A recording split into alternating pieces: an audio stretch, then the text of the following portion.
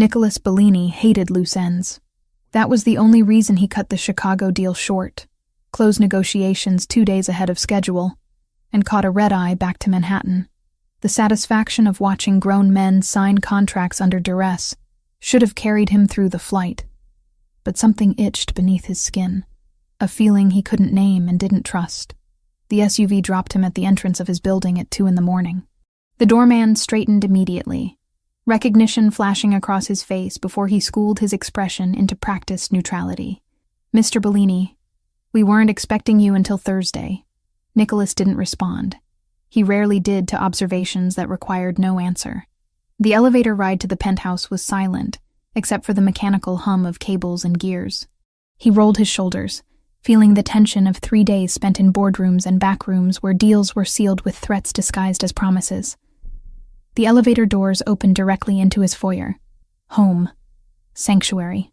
The one place in this city where he controlled every variable, every entrance, every breath of air that moved through the space.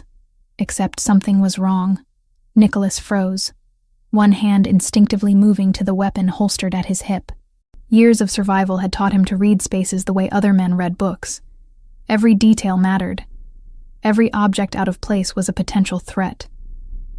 Women's shoes sat by the entrance. Small, worn sneakers that looked like they'd been walked in for miles. Not designer, not expensive. Definitely not his sister's style. His eyes tracked to the living room. A canvas tote bag rested on his leather sofa, contents spilling out. A water bottle. A paperback novel with a cracked spine. Keys attached to a cheap keychain. Light spilled from the hallway leading to the bedrooms. Not the ambient glow of security lighting he'd programmed, but the harsh brightness of someone who'd turned on every switch. Nicholas drew his gun. The weight felt familiar in his palm, an extension of his hand. He moved through the penthouse with practiced silence, checking angles, clearing corners. The kitchen was empty, the dining room untouched. His office door remained closed, security panel still armed. That left the bedrooms. He approached the master suite, weapon raised, senses heightened to a razor's edge. The door stood ajar. Inside, he could hear water running. Not the aggressive spray of a shower, but the gentler sound of a bathtub being filled. Nicholas kicked the bathroom door open, gun trained on the space beyond, and froze. A woman stood in front of the mirror, wrapped in nothing but one of his white towels. Steam curled around her like smoke, droplets of water clinging to her shoulders and collarbone. Her hair hung wet and dark against her neck, several shades deeper than its natural color. She screamed. The sound was raw and genuine, born of pure terror. She stumbled backward until her spine hit the marble wall, hands clutching the towel tighter against her chest. Nicholas lowered the gun but didn't holster it. His heart hammered against his ribs, adrenaline still flooding his system. He forced his breathing to steady, forced his voice to emerge cold and controlled. "Who the hell are you?" The woman's eyes were wide, blue and terrified, darting between his face and the weapon in his hand. Her lips moved, but no sound came out. She was shaking, he realized. Full-body tremors that made the towel slip slightly before she caught it. "I asked you a question." He kept his tone flat, dangerous. "You have 3 seconds to explain why you're in my home before I call security." "I'm Lauren." The words tumbled out in a rush.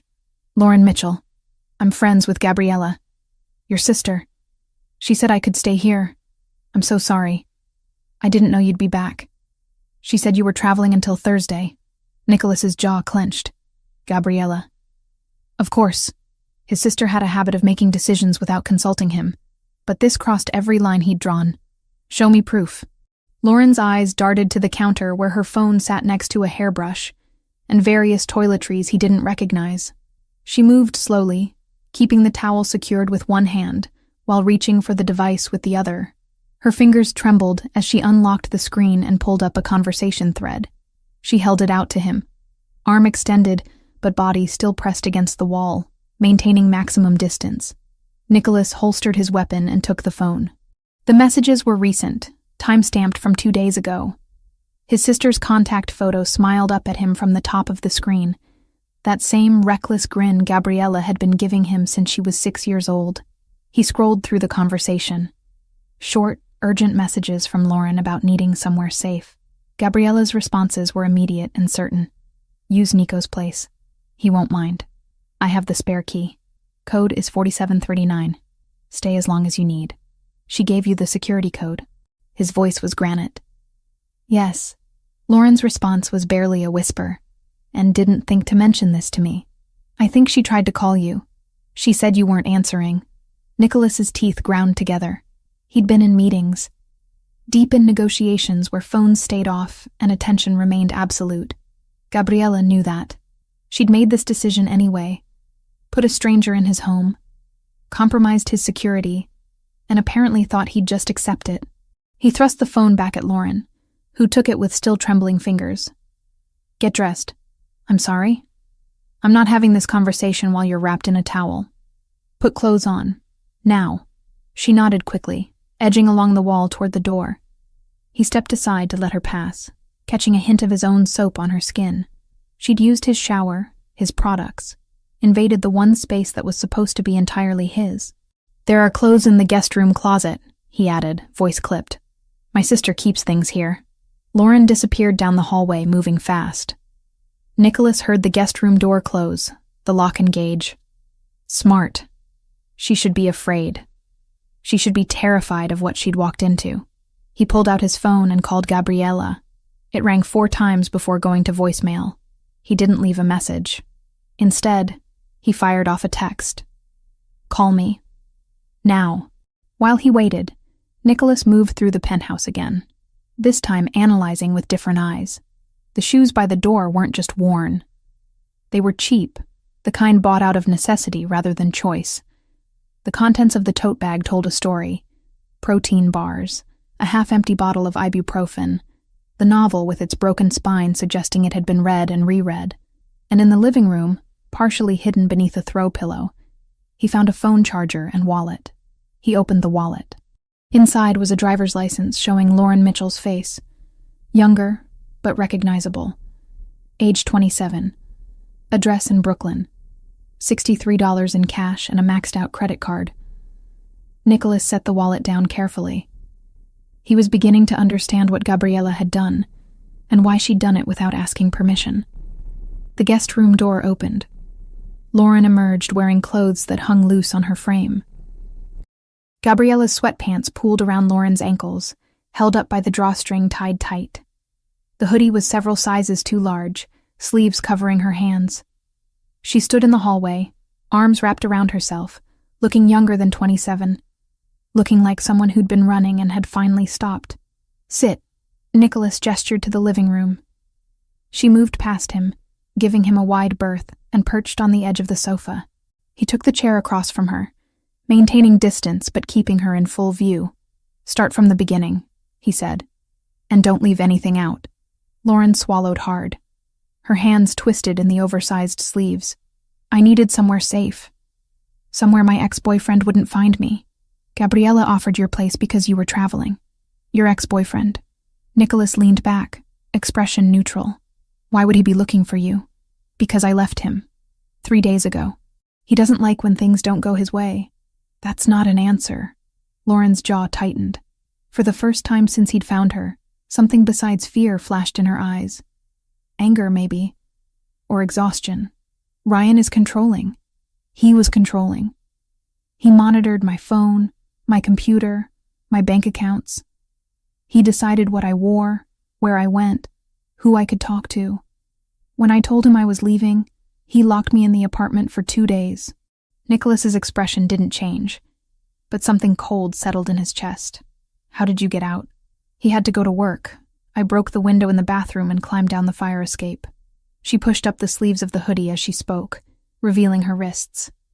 Dark bruises circled both, finger-shaped marks that made Nicholas's hands curl into fists. So you ran to Gabriella. She's my best friend, has been since college. She's the only person Ryan didn't succeed in cutting out of my life completely. Lauren's voice wavered. I didn't have anywhere else to go. Nicholas stood and walked to his office, unlocking the door with a code Lauren couldn't see. Inside, he accessed the security system and pulled up the footage from the past 48 hours. There she was, arriving at 2:30 in the afternoon 2 days ago. The camera showed her stepping off the elevator, jumping at the chime, looking around with wide eyes before entering the code Gabriella had given her. She'd been carrying only the tote bag, wearing the same clothes she'd been wearing when he found her. He fast-forwarded through the footage, Lauren making herself small in his space, sleeping on the sofa instead of the guest bed for the first night, eating sparingly from his kitchen, spending hours in the bathtub like she was trying to wash something off that wouldn't come clean. Nicholas closed the security feed and returned to the living room. Lauren hadn't moved, still perched on the edge of the sofa like she might need to run at any moment. "You've been here 2 days." "Yes. And your ex-boyfriend." "Ryan. Does he know you're here?" "No. God, no. Gabriella was the only person I told and she wouldn't tell him anything." Lauren's eyes widened. "He doesn't know, does he?" "Not yet." Nicholas pulled out his phone again. Still no response from Gabriella. But men like that don't stop looking. And if he has the resources you're suggesting, he'll find you eventually. Lauren's face went pale. She looked like she might be sick. "I'll leave. Right now. I shouldn't have come here. I shouldn't have put you in this position. It's 3 a.m. I don't care. I'll find somewhere else." "With $63 and a maxed credit card?" She flinched. "You went through my wallet. This is my home. Nothing here is private from me." Nicholas's voice was steel. "Sit down." Lauren had started to stand. She sank back onto the sofa, eyes bright with unshed tears. "I need to know more about Ryan," Nicholas continued. "Full name, where he works, what resources he has access to." "Why?" "Because my sister put you in my home, which makes you my responsibility until you leave it. And I protect what's mine." The words hung in the air between them. Lauren stared at him, trying to read past the cold mask he wore. She wouldn't find anything. Nicholas had spent years perfecting that control. "Ryan Foster," she finally said. "He works for some kind of import-export company. I don't know the details. He never talked about work, and when I asked questions, he'd get angry." Nicholas knew several import-export companies in this city. Most of them were fronts for operations that had nothing to do with legitimate trade. Does he have family? Friends? People he'd go to for help finding you? His father has money. Real money. Ryan uses that to his advantage. Lauren's hands twisted together. And he has a sister. Melissa. My sister. He's threatened to hurt her if I ever tried to leave. That was the detail that crystallized everything. Nicholas understood now why Gabriella had acted without permission. His sister knew him well enough to know he couldn't turn away from this. "Your sister? Where is she? Brooklyn?" "She's in nursing school at SUNY. She lives in the dorms." Nicholas made a note in his phone. He'd have someone checking on the sister by morning. If Ryan Foster was the kind of man who threatened women through their families, he was exactly the kind of problem Nicholas knew how to handle. "You'll stay here," he said, "until we figure this out. I can't ask you to do that." "You're not asking, I'm telling you." Nicholas stood, signaling the conversation was over. "The guest room is yours. Don't answer the door. Don't go near the windows. And don't leave this apartment without telling me first."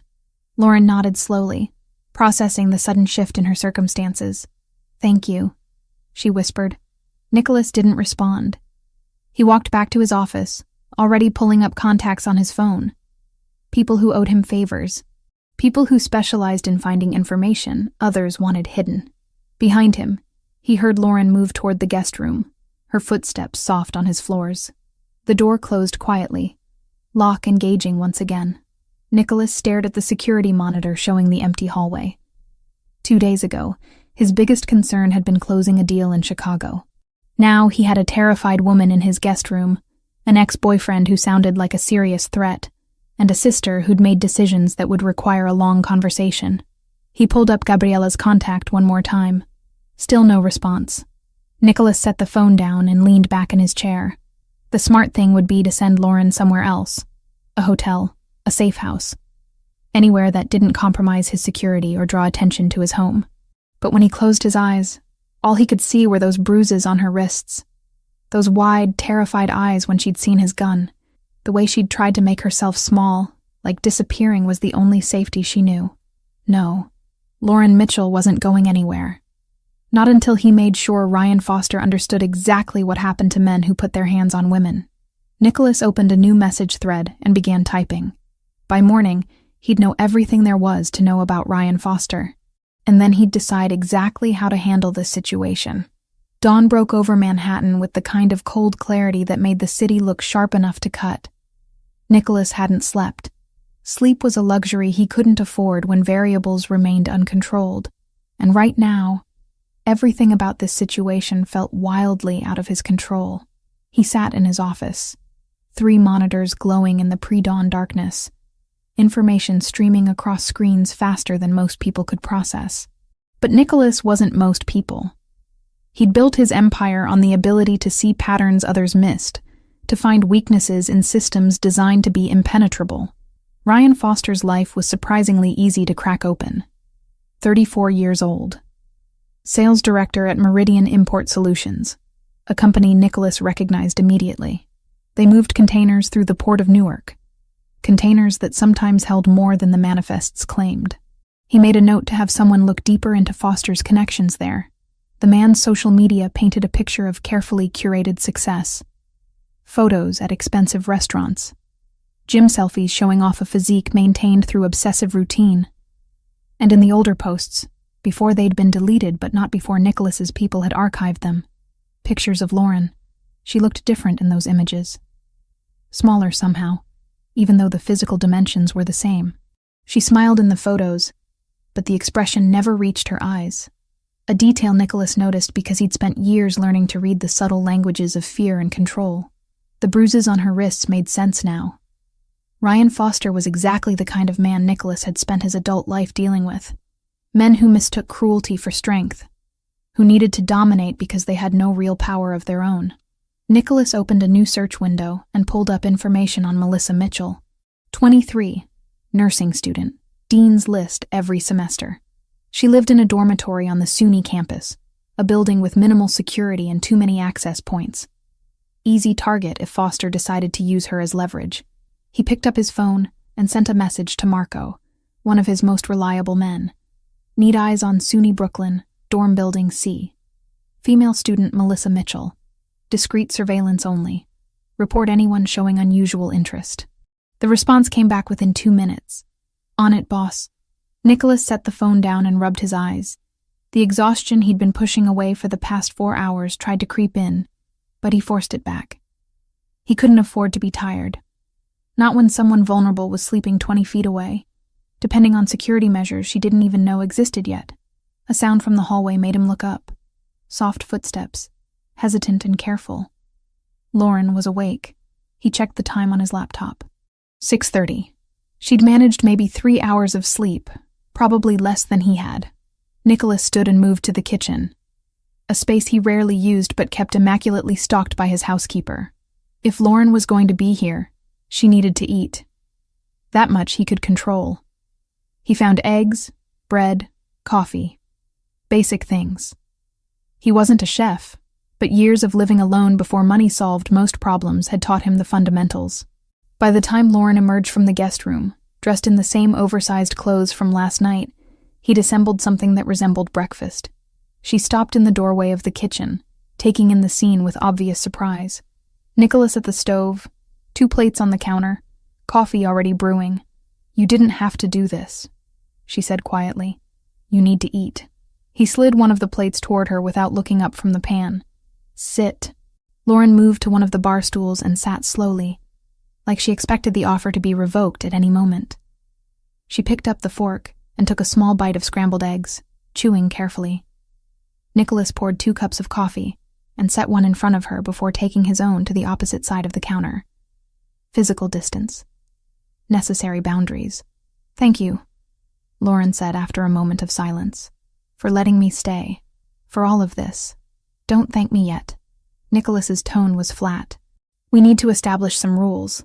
She set down her fork, giving him her full attention.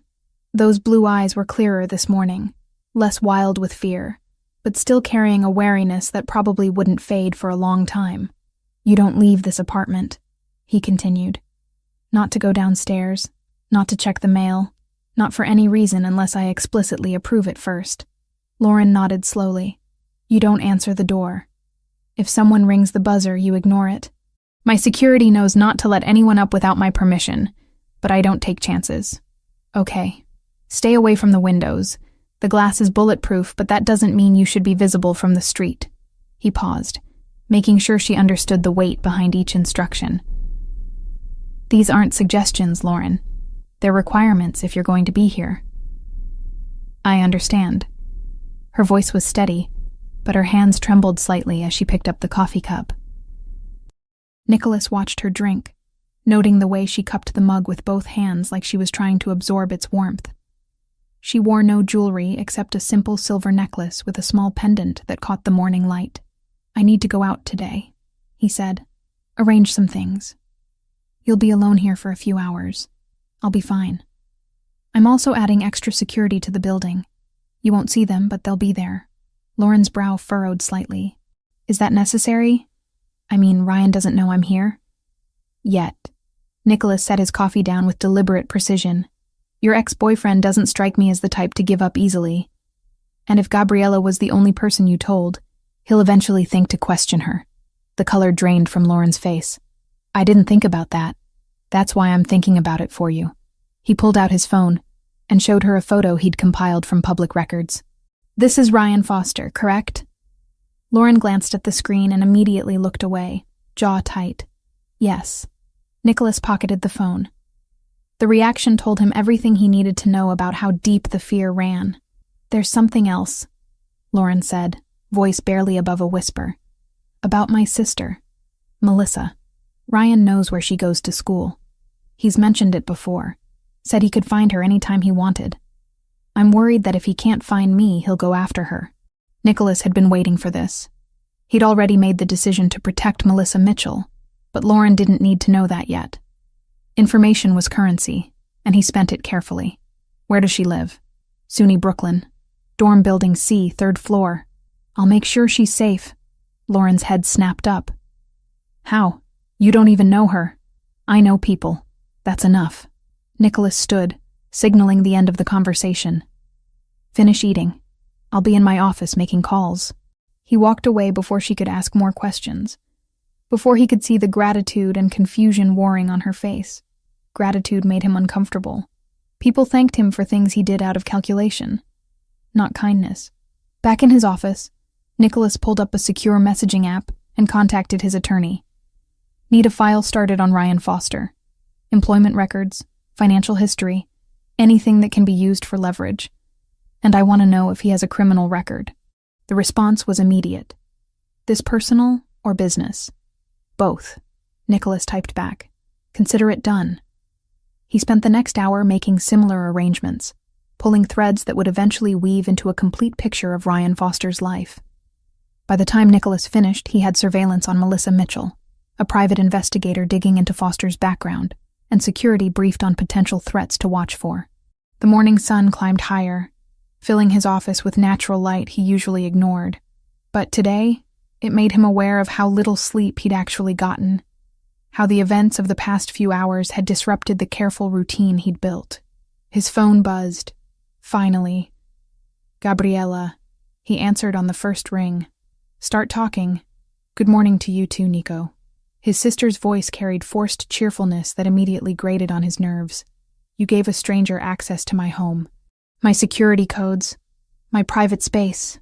Nicholas kept his voice low, but the anger beneath it was unmistakable. Without asking. Without even a courtesy call. I tried calling. You didn't answer. That's not permission, Gabriella. I know. Her tone shifted, losing the false brightness. I know, and I'm sorry. But you didn't see her, Nico. She showed up at my apartment at 2 a.m. with bruises all over and nowhere else to go. What was I supposed to do? Nicholas pinched the bridge of his nose. You were supposed to call me back. Leave a message. Send a text. Any form of communication that didn't involve compromising my security. Would you have said yes? The question hung between them. They both knew the answer. That's not the point. It's exactly the point. Gabriella's voice rose, passionate and defensive. Lauren is my best friend.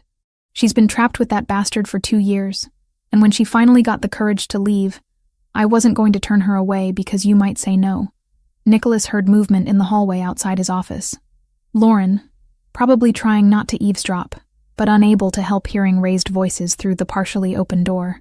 He switched to the language they'd grown up speaking, Italian rolling off his tongue with the ease of childhood habit. You put her at risk by bringing her here. You put yourself at risk. And you did it without thinking about the consequences. Gabriella responded in kind, her accent sharper than his. I thought about the consequences of doing nothing. That seemed worse. They argued for another 5 minutes, voices rising and falling in the rapid-fire exchange of two people who'd spent their entire lives pushing each other's buttons.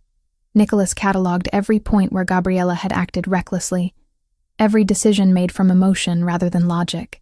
She countered with every time he'd prioritized control over compassion, safety over humanity. Finally, Gabriella's voice softened. Is she okay? Lauren? Is she safe? Nicholas glanced toward the hallway. He could see Lauren's shadow, hovering just out of sight. She's fine. She'll stay here until we figure this out. Thank you. Gabriella's relief was audible. I know I should have asked. I know I messed up. But thank you for taking care of her anyway. Nicholas ended the call without responding to the gratitude.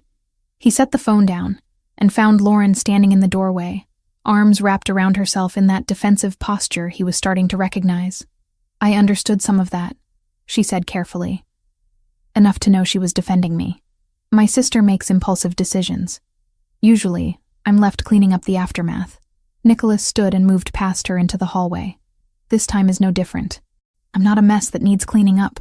He stopped, turning to face her. She'd straightened her spine, chin lifted slightly in defiance. Good.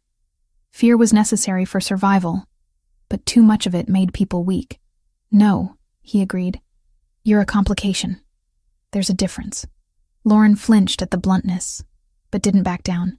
Then let me leave. I'll find somewhere else to go. You don't owe me anything. I told you last night. You're my responsibility now. That doesn't change because it's inconvenient. I don't want to be anyone's responsibility. What you want stopped mattering the moment you used my security code.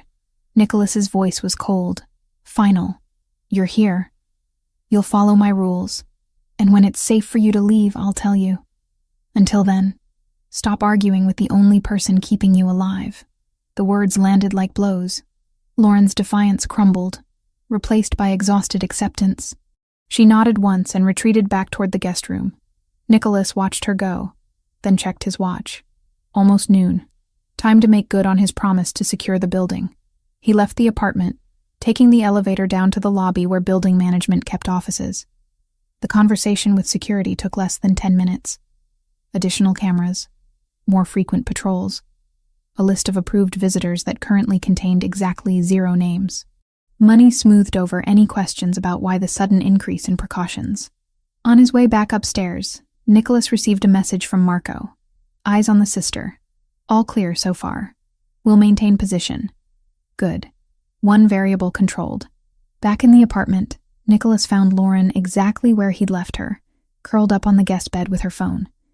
She looked up when he appeared in the doorway. Your sister is being watched, he said without preamble. Discreetly.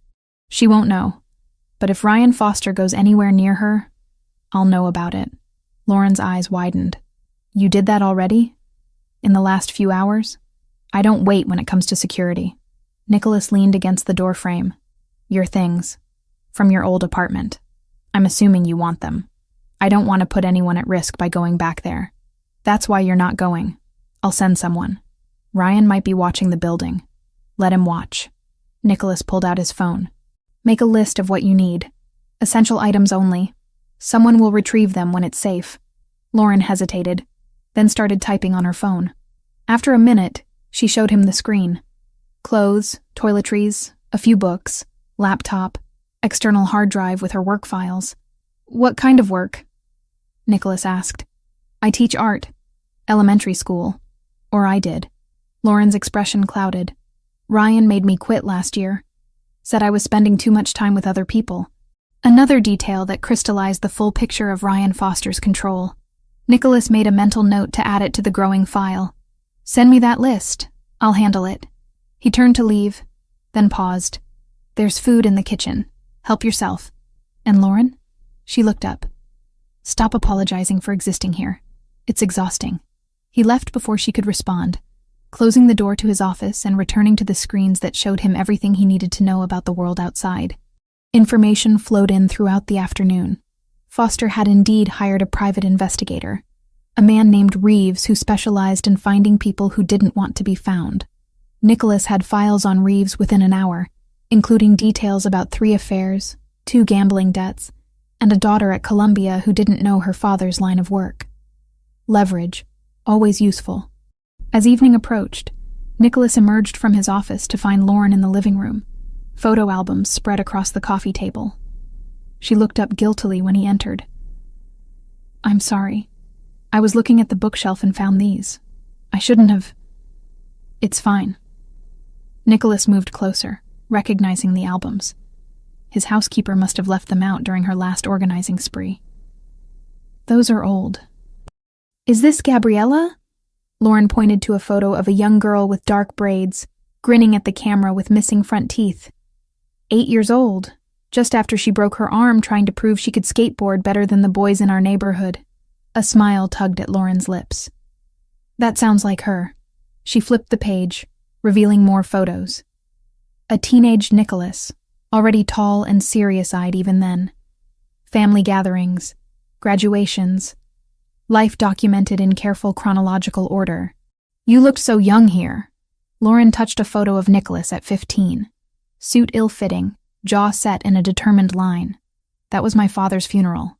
Nicholas's voice was neutral, fact without emotion. Lauren's hand jerked back like the photo had burned her. "I'm sorry. I didn't mean to. I told you to stop apologizing." He closed the album gently.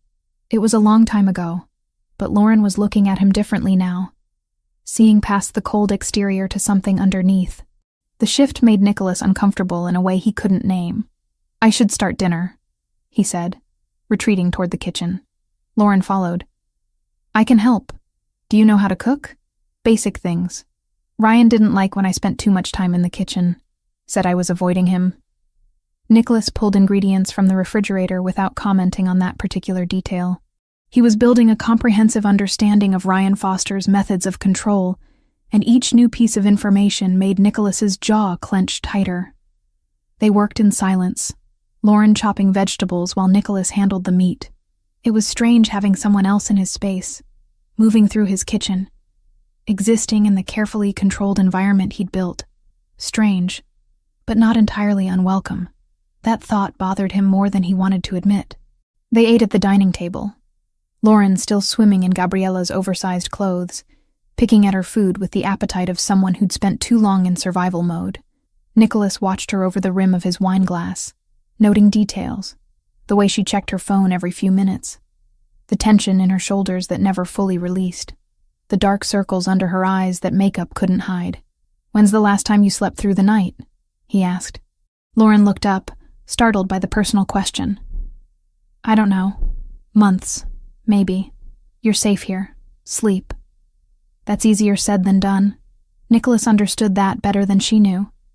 Safety was a concept, not a feeling. It lived in the mind, and minds were hard to convince once fear had taken root. After dinner, Lauren retreated to the guest room while Nicholas returned to his office. He worked until past midnight, coordinating surveillance, reviewing files, building the case against Ryan Foster that would eventually make the man understand exactly how badly he'd miscalculated. Around 1 a.m, Nicholas heard the television turn on in the living room. He found Lauren there, curled up on the sofa with a throw blanket, watching some old movie with the volume low. "Can't sleep?" he asked. She shook her head. "Every time I close my eyes, I think I hear him." Outside the door, coming down the hallway. "I know it's not logical, but fear isn't logical." Nicholas sat in the chair across from her, maintaining the distance that seemed necessary. "It takes time to convince your brain that the threat is gone." "Is it gone? The threat?" "Not yet, but it will be." Lauren studied him in the dim light of the television. "Who are you, Nicholas Bellini?" "Someone who keeps his promises." "That's not an answer. It's the only one you need right now." She didn't push, just returned her attention to the screen. Nicholas stayed, telling himself he was monitoring the situation, ensuring she felt secure. But some deeper part of him, The part that wasn't entirely cold calculation recognized the truth. Lauren Mitchell had walked into his life by accident, but keeping her there was starting to feel like a choice. Eventually, she fell asleep on the sofa, breathing deep and even. Nicholas stood and retrieved a heavier blanket from the closet, draping it over her carefully. She stirred, but didn't wake, her face softening in sleep. He stood there longer than necessary, watching the rise and fall of her breathing, the way her hand curled beneath her chin like a child's. Vulnerable, trusting him in a way she shouldn't. Nicholas returned to his office and pulled up the surveillance feeds again. Melissa Mitchell's dorm building was quiet. His man in position across the street, Ryan Foster's apartment, showed no unusual activity. All variables accounted for, all threats monitored. But something had shifted in the past 24 hours. Something Nicholas couldn't control or predict. For the first time in years, someone else's safety mattered more than his own convenience. He wasn't sure what to do with that realization, so he did what he always did when emotions threatened control. He buried it under work, under strategy, under the cold logic that had kept him alive this long. Tomorrow would bring new complications. Tonight, at least, Lauren Mitchell could sleep without fear. Nicholas could handle one night. The third morning arrived with the peculiar rhythm of forced domesticity. Lauren woke to muted voices drifting through the penthouse, low and urgent. She lay still for a moment, orienting herself in the guest room that was beginning to feel less foreign. Cream-colored walls, floor-to-ceiling windows with blackout curtains she kept drawn, the distant hum of Manhattan traffic 43 stories below. She pulled on Gabriella's sweatshirt and padded barefoot down the hallway. Nicholas's office door stood partially open, warm light spilling across dark hardwood floors. His voice carried through the gap, speaking in rapid Italian that Lauren could only partially follow. Business, she assumed. Or the other things he did that fell into shadows she wasn't sure she wanted to understand. The kitchen was pristine, untouched since they'd cleaned up dinner the night before. Lauren moved through the space with growing confidence.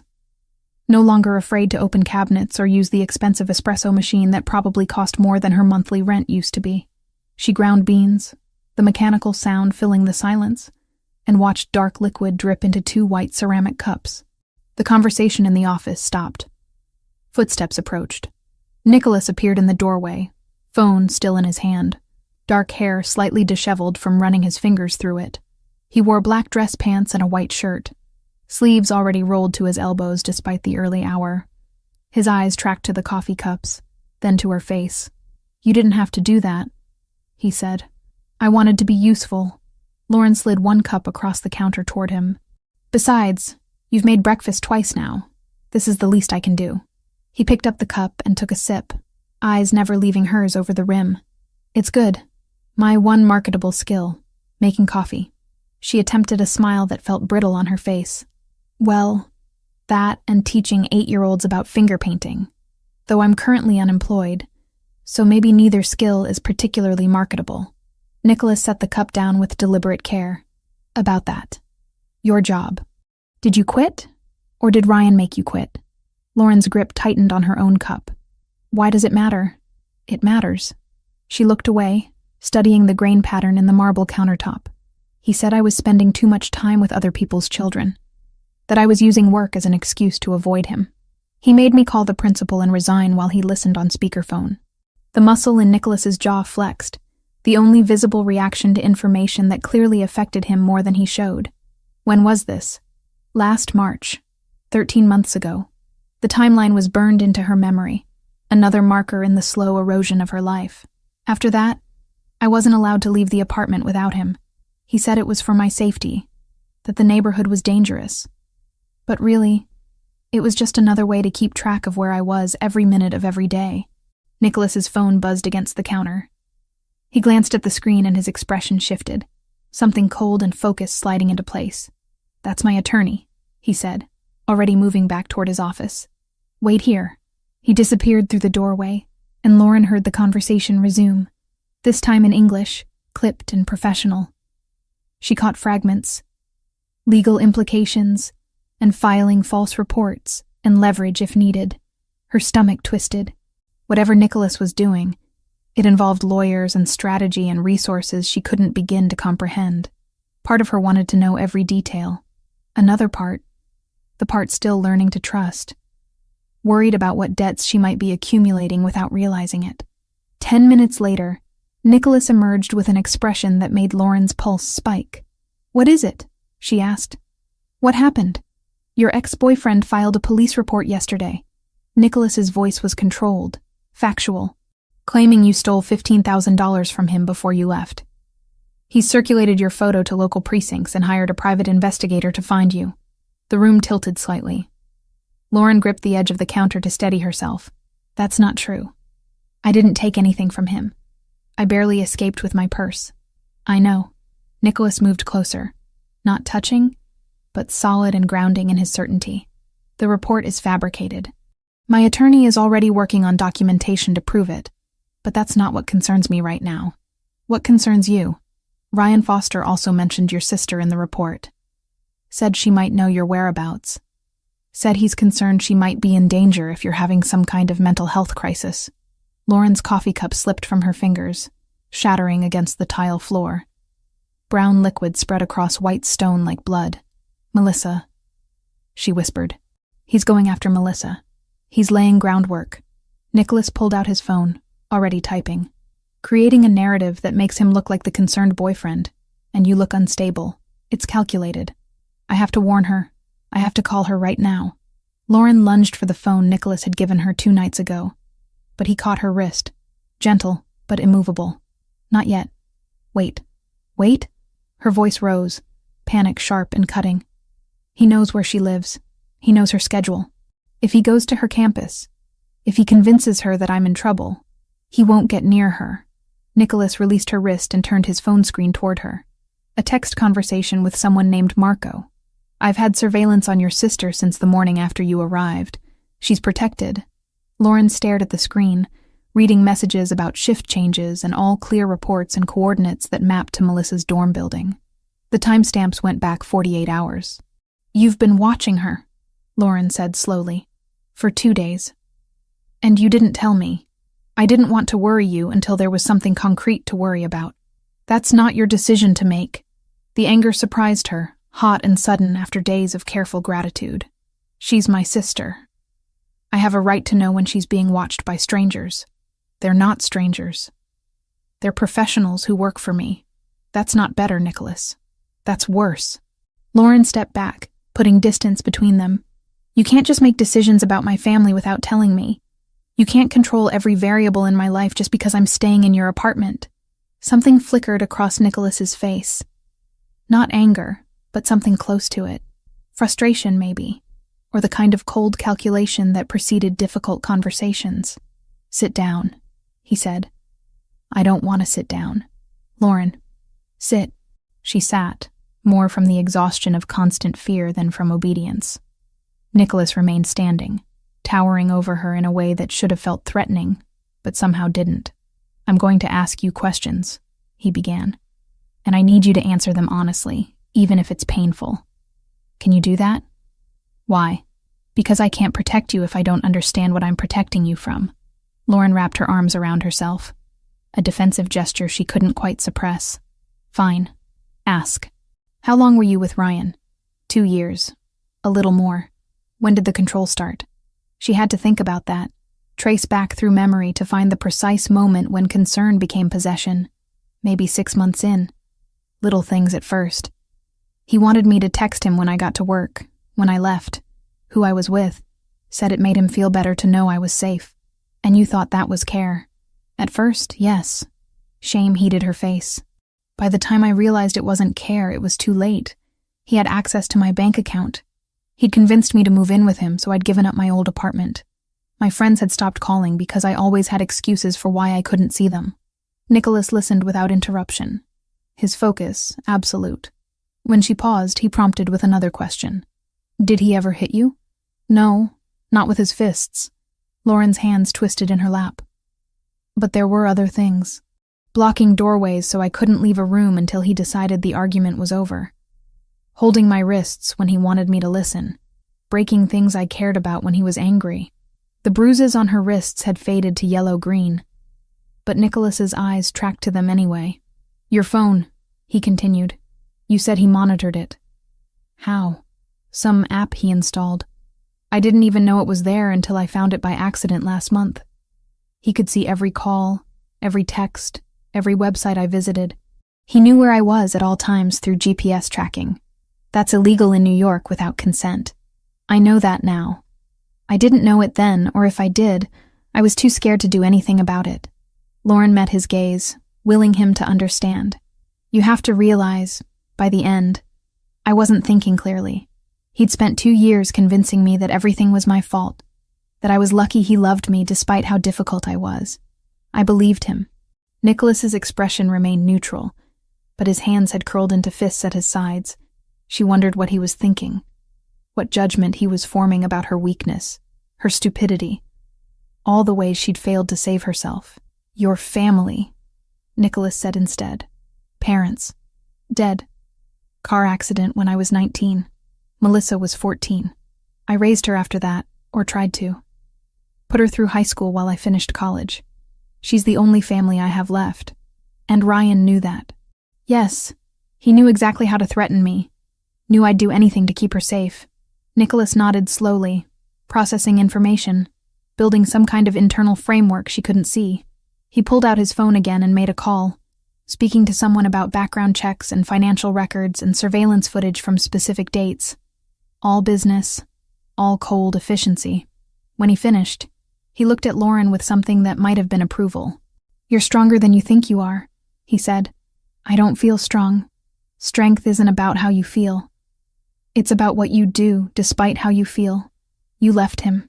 That took more courage than staying ever would have. The unexpected validation made her throat tight.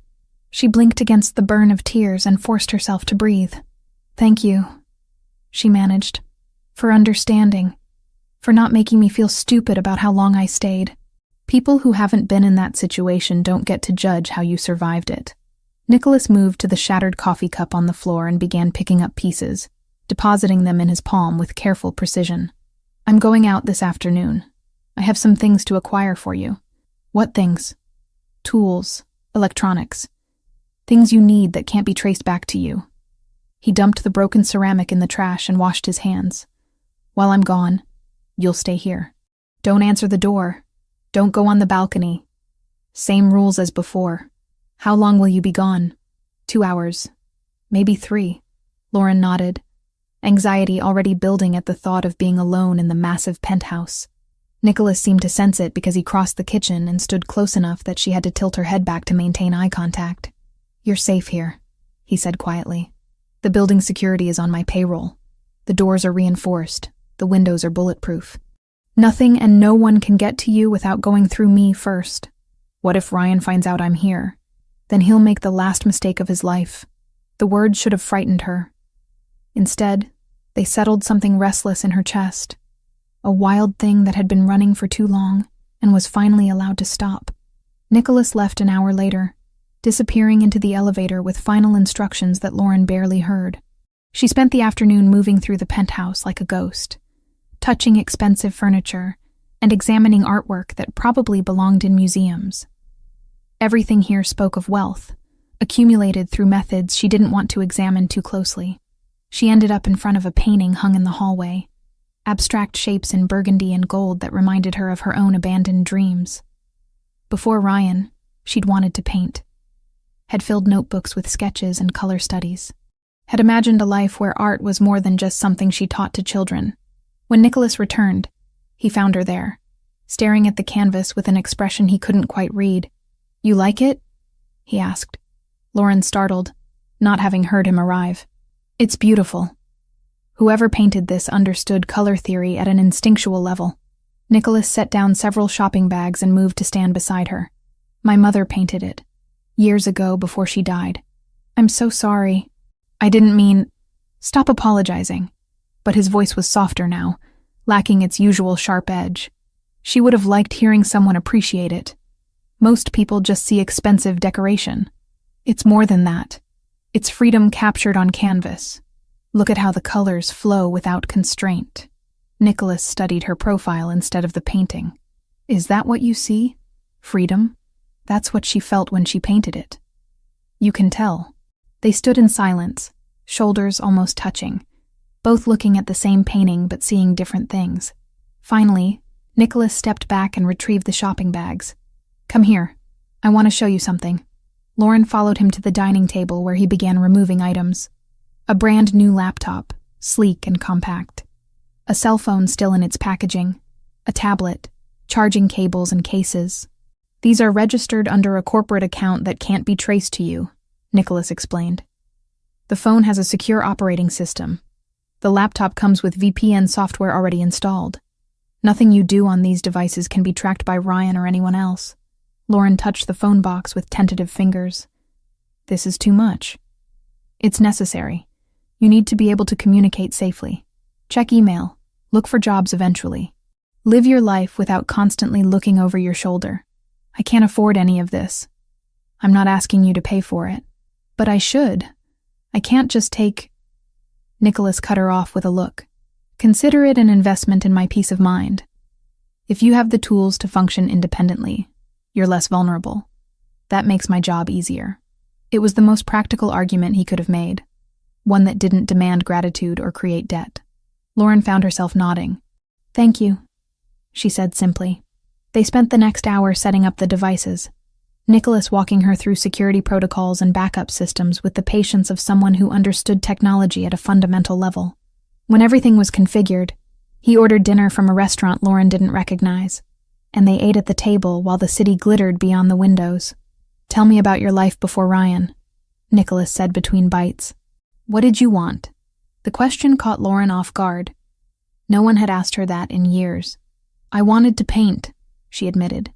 "Really paint, not just teach it. I used to visit galleries every weekend, study different artists. Imagine what it would feel like to see my own work hanging on those walls. Why didn't you?" "Money. Time. Feared that I wasn't good enough." She picked at her food. "Then Ryan happened. And wanting things for myself started to feel selfish. That's what men like him do. Convince you that your dreams are selfishness. You sound like you've dealt with men like him before." Nicholas's expression darkened. "More than I'd like. They're a particular kind of coward. The kind who needs someone weaker to make themselves feel strong. What do you do with them when you encounter them?" "I make sure they understand the hierarchy." He took a sip of wine, eyes never leaving hers. "That there are levels of power they'll never reach, and stepping above their station has consequences." It was the closest he'd come to admitting what he actually did. The business that afforded penthouses and security teams and the ability to make problems disappear. Lauren should have pressed for details, demanded honesty about what she'd walked into. Instead, she asked, "What about you? What do you want?" Nicholas considered the question longer than she expected.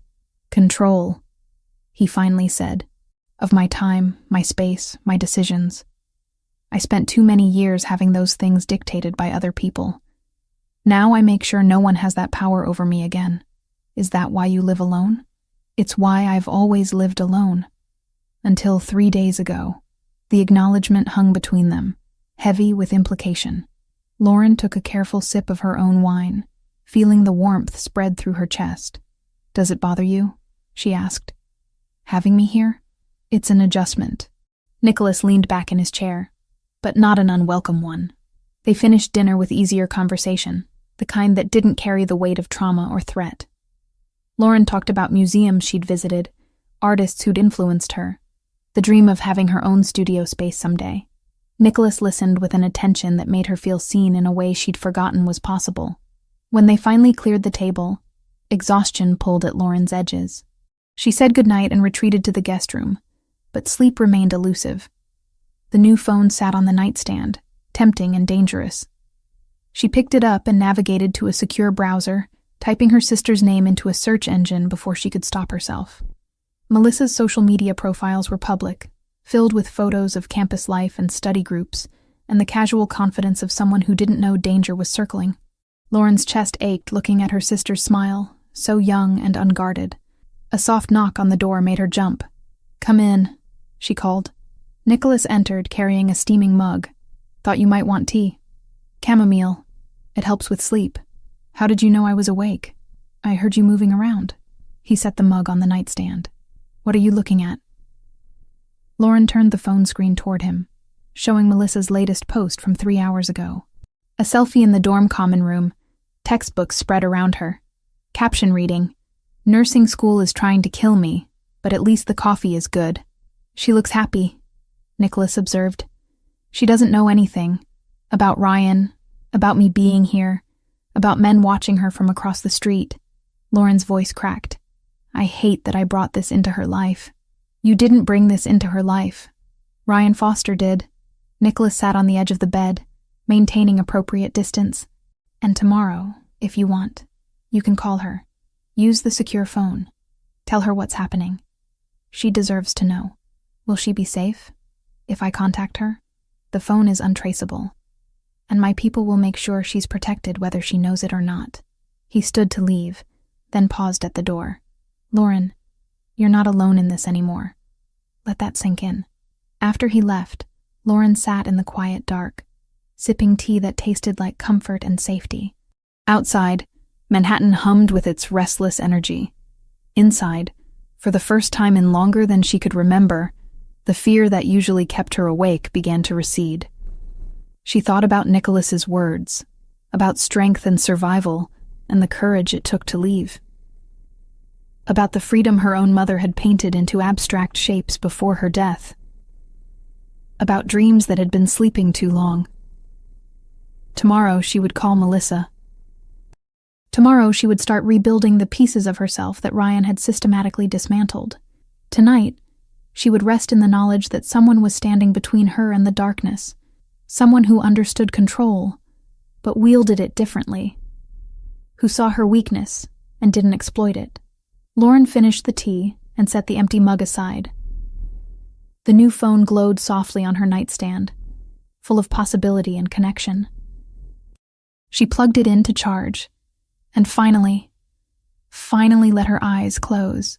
In his office down the hall, Nicholas reviewed surveillance footage and updated files, and made plans for tomorrow's moves in a chess game Ryan Foster didn't even know he was losing. But part of his attention remained tuned to the hallway, to the woman sleeping in his guest room, to the shift happening inside him that had nothing to do with strategy and everything to do with something he'd spent years avoiding. He told himself it was just responsibility, just keeping a promise to his sister, just doing what needed to be done. But the truth was beginning to surface anyway, patient and inevitable as dawn. After 5 days in the apartment, something unexpected happened. Not a crisis or a threat, but the quiet formation of routine. Nicholas found himself adjusting his schedule without conscious thought, working from the penthouse instead of his downtown office, taking calls in the early morning hours when Lauren was still asleep, emerging for breakfast at times that coincided with hers. He told himself it was practical. Monitoring the situation required proximity, but the truth sat heavier in his chest each morning when he heard her moving through his space, no longer tiptoeing like an intruder, but walking with the confidence of someone who belonged. That morning, Nicholas finished a conference call with associates in Chicago and stepped out of his office to find Lauren standing in the living room, staring at the dining table with an expression caught between confusion and something that looked dangerously close to hope. Art supplies covered the dark wood surface. Watercolor pads, professional-grade brushes still in their packaging, tubes of paint in colors that spanned the full spectrum. A portable easel leaned against a chair. Pencils, charcoal, fixative spray, everything an artist might need to actually create instead of just dream. Lauren turned when she heard his footsteps, eyes wide and questioning. "Did you do this?" she asked. Nicholas moved closer, surveying the supplies with feigned casualness. "You mentioned wanting to paint. These were delivered this morning. Nicholas, this is hundreds of dollars worth of materials. I can't accept—" "You're not accepting. You're using." He picked up one of the watercolor pads, flipping through blank pages. "Consider it payment for tolerating my presence at breakfast every morning." A laugh escaped her, surprised and genuine. "You're paying me to eat with you? I'm providing tools. What you do with them is your choice." He set the pad back down. "My housekeeper was going to throw out that corner of the guest room anyway. Might as well fill it with something useful." The lie was transparent, but Lauren didn't call him on it. Instead, she reached out and touched one of the brush handles with reverent fingers. "Thank you," she said softly. This means more than you know." Nicholas nodded once and retreated to his office, before the gratitude could settle too deeply. He had work to complete, calls to make, a situation to manage. The art supplies were strategic, a way to keep Lauren occupied and calm. Nothing more. He almost believed it. An hour later, his phone buzzed with a message from Marco. Old apartment clear. No surveillance detected. Safe to retrieve items. Nicholas stood and found Lauren in the guest room, already experimenting with the watercolors, testing colors on scrap paper with the focus of someone rediscovering a lost language. "Your apartment is clear," he said from the doorway. "We can get your things today." Lauren's head snapped up. "Really? You're sure it's safe? My people have been monitoring it for 48 hours. Ryan hasn't been near the building. Either he's given up on that location or he's looking elsewhere. Probably elsewhere." Lauren set down her brush. "He doesn't give up easily. Neither do I." Nicholas pulled out his phone. "I'm having Gabriella meet my driver there. She has your spare key, correct?" "Yes, but I should go. I know where everything is. What's important? You're staying here." The familiar argument rose in Lauren's throat. Nicholas could see it building. But before she could launch into reasons why she should be allowed to leave the penthouse, his phone rang. Gabriella's name flashed on the screen. "Your sister has impeccable timing," he muttered, answering. "What?" "Good morning to you too, Nico." Gabriella's voice carried forced cheer. "I'm outside Lauren's old building. Your very intimidating driver is here. Should I be worried? Marco?" "He's harmless. He's 6'4" and hasn't smiled once. Like I said. Harmless." Nicholas switched to speakerphone. "You have the key?" "Yes. And I brought extra bags in case there's more than Lauren remembers." Papers rustled in the background. "Is she okay? Can I talk to her?" Nicholas held the phone toward Lauren, who took it with both hands. "Gabby, you don't have to do this." "Of course I do. What are friends for, if not breaking into abandoned apartments to steal back your stuff?" Gabriella's tone shifted, losing its lightness. "How are you, really? My brother isn't being too controlling, is he?" Lauren glanced at Nicholas, who made no attempt to hide that he was listening. "He's been good to me," Lauren said carefully. "Better than I deserve." "You deserve everything, Lauren. Don't forget that." Gabriella's voice hardened. "Nico, you still there?" "Unfortunately." "Treat her right. I mean it. She's not one of your business arrangements." Nicholas felt irritation spike in his chest. "I'm aware of that." "Good. Because if you hurt her, I know where you live. You're literally standing outside an apartment I own. Your threats need work." Lauren pressed her lips together to suppress a smile. The siblings bickered for another minute before Gabriella ended the call with a promise to be at the penthouse within 2 hours. "Your sister is protective of you," Nicholas observed. "She's the only family I had for a long time. Before Melissa, I mean." Lauren handed the phone back. "She was there when I had nothing. Literally nothing. I showed up at her apartment after my parents died, with a garbage bag full of clothes and about $50 in cash. She took me in without question. Loyalty like that is rare. Which is why I need to make sure I'm not putting her in danger by being here." Nicholas pocketed his phone and leaned against the doorframe. "Gabriella can handle herself. She's been navigating my world since she was old enough to understand what our family actually does." It was the most direct acknowledgement he'd made about the nature of his business. Lauren absorbed it without visible reaction. "What does your family do, Nicholas?" "Import, export, security consulting." The answers were technically true. Various interests that require discretion. "That's not a real answer." "It's the one I'm giving you right now." Lauren's jaw tightened, but she didn't push. Instead, she turned back to her watercolors, dismissing him with the focus of her attention. Nicholas recognized the tactic. It was one he used himself when conversations ventured into territory he preferred to avoid.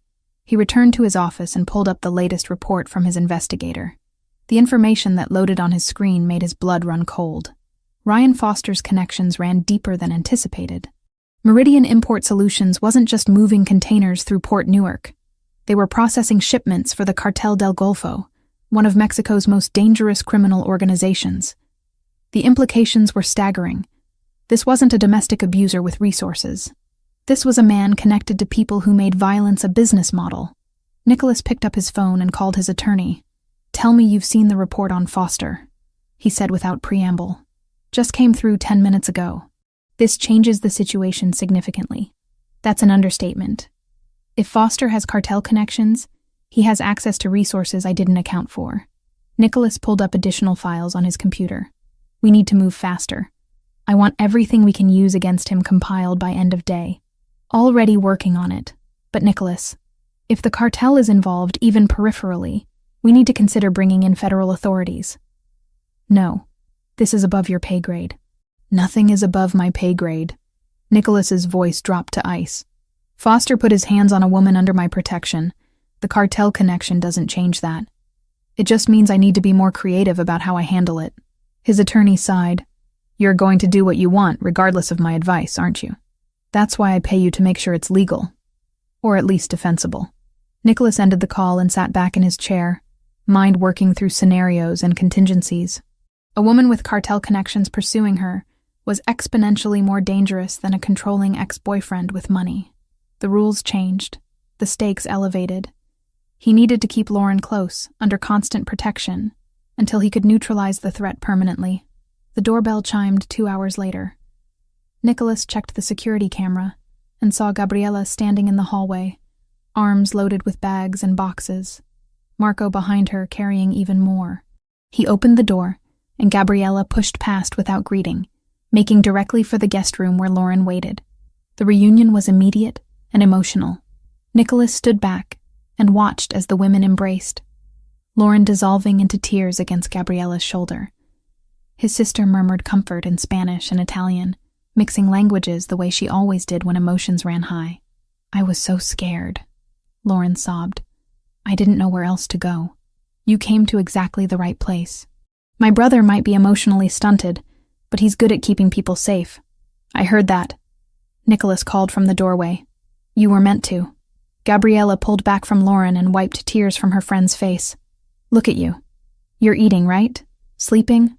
My brother isn't working you to death as unpaid staff?" "He's been..." Lauren glanced at Nicholas. "Kind, in his own way." Gabriella followed her gaze and something shifted in her expression. She saw what Nicholas had been trying to ignore.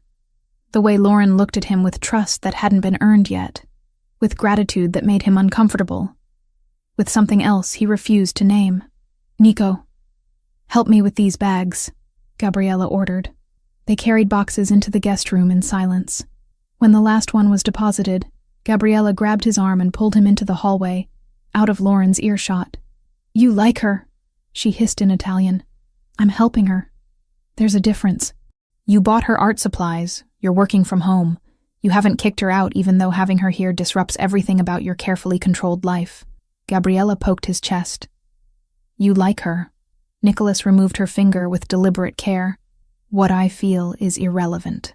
She needs protection. I'm providing it. Keep telling yourself that." Gabriella switched to English, voice softer. "But Nico, be careful. She's been through hell. The last thing she needs is someone else with control issues." The barb hit deeper than Nicholas wanted to admit. "I'm not Ryan Foster. I know that." "But do you?" Gabriella squeezed his arm once, then returned to the guest room where Lauren was unpacking boxes with shaking hands. Nicholas retreated to his office, Gabriella's words echoing uncomfortably in his head. He wasn't like Foster. He didn't use control to diminish people. He used it to protect them, to create order in chaos, to prevent the kind of violence that had taken his father and shaped his entire life. But the line between protection and possession was thinner than he liked to acknowledge. An hour later, after Gabriella had left with promises to visit again soon, Nicholas found Lauren in the living room. She'd spread her recovered belongings across the sofa, sorting through them with methodical care. Books, clothes, jewelry, the accumulated evidence of a life interrupted.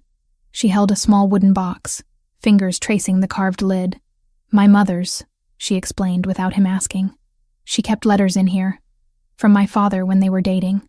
I thought Ryan had thrown it away, but Gabriella found it in the back of the closet." Nicholas moved closer, drawn despite himself.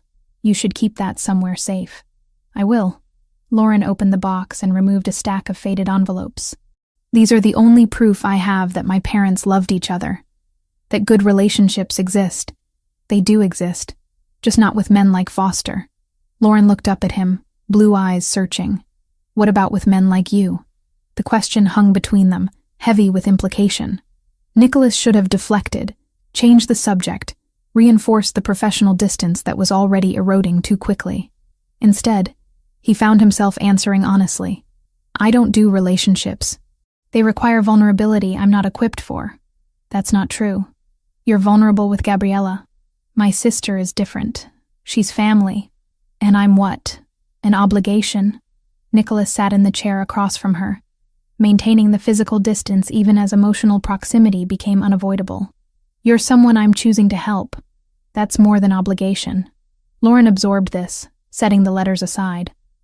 Can I ask you something personal? You can ask. I may not answer. Your father. You said you lost him to violence. What happened? Nicholas hadn't talked about his father in years. The story was known to those in his world.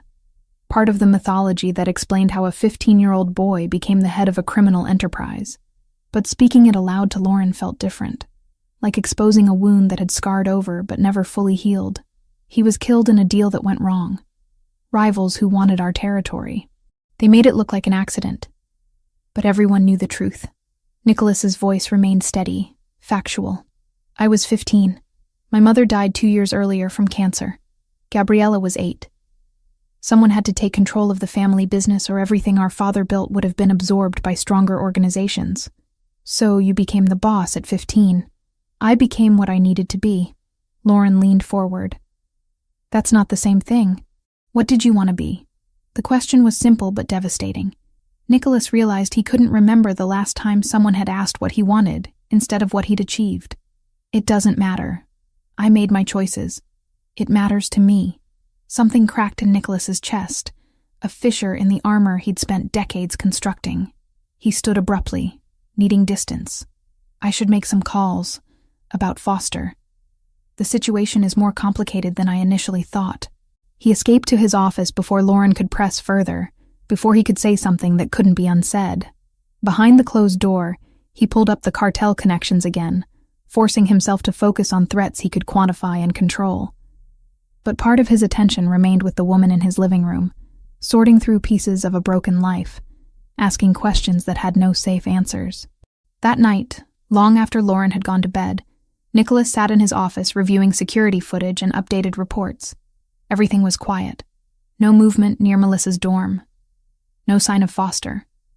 No immediate threats, which was exactly when Nicholas's instincts screamed that something was wrong. The scream cut through the quiet penthouse like a knife. Nicholas was on his feet and moving before conscious thought caught up. He crossed the living room in seconds, threw open the guest room door without knocking. Lauren thrashed in the bed, tangled in sheets, caught in the grip of whatever nightmare held her. Her face was wet with tears, hands raised defensively against invisible threats. No, please. I'm sorry. I won't do it again, please. Nicholas approached the bed carefully. Lauren, wake up. She didn't hear him, lost too deep in whatever hell her mind had constructed. Her breathing came in ragged gasps. Panic attack building.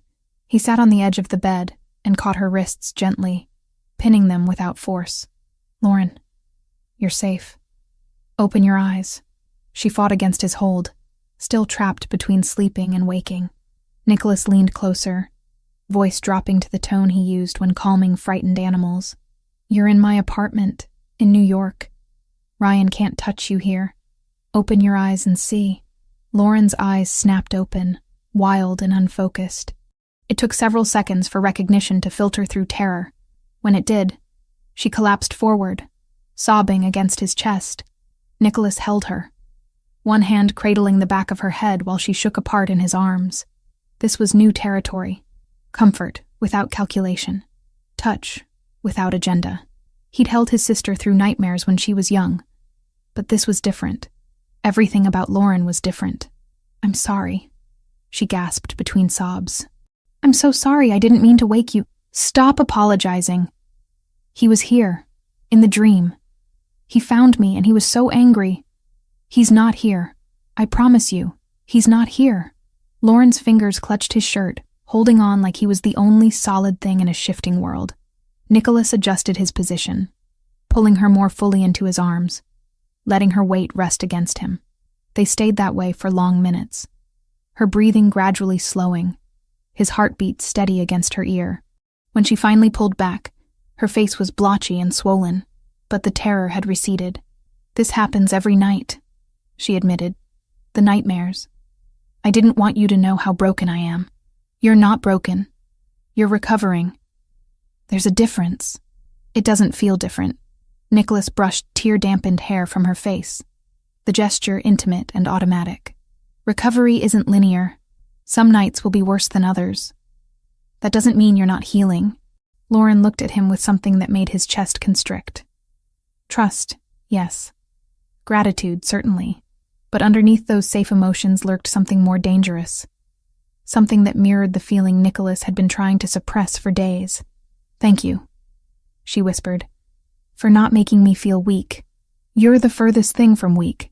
He should have left then, returned to his office, restored the appropriate boundaries. Instead, Nicholas found himself asking, "Do you want me to stay? Until you fall asleep?" Lauren nodded, a small movement that carried enormous weight. Nicholas settled against the headboard, and Lauren curled into his side, head on his shoulder. He told himself it was temporary, just until she felt safe.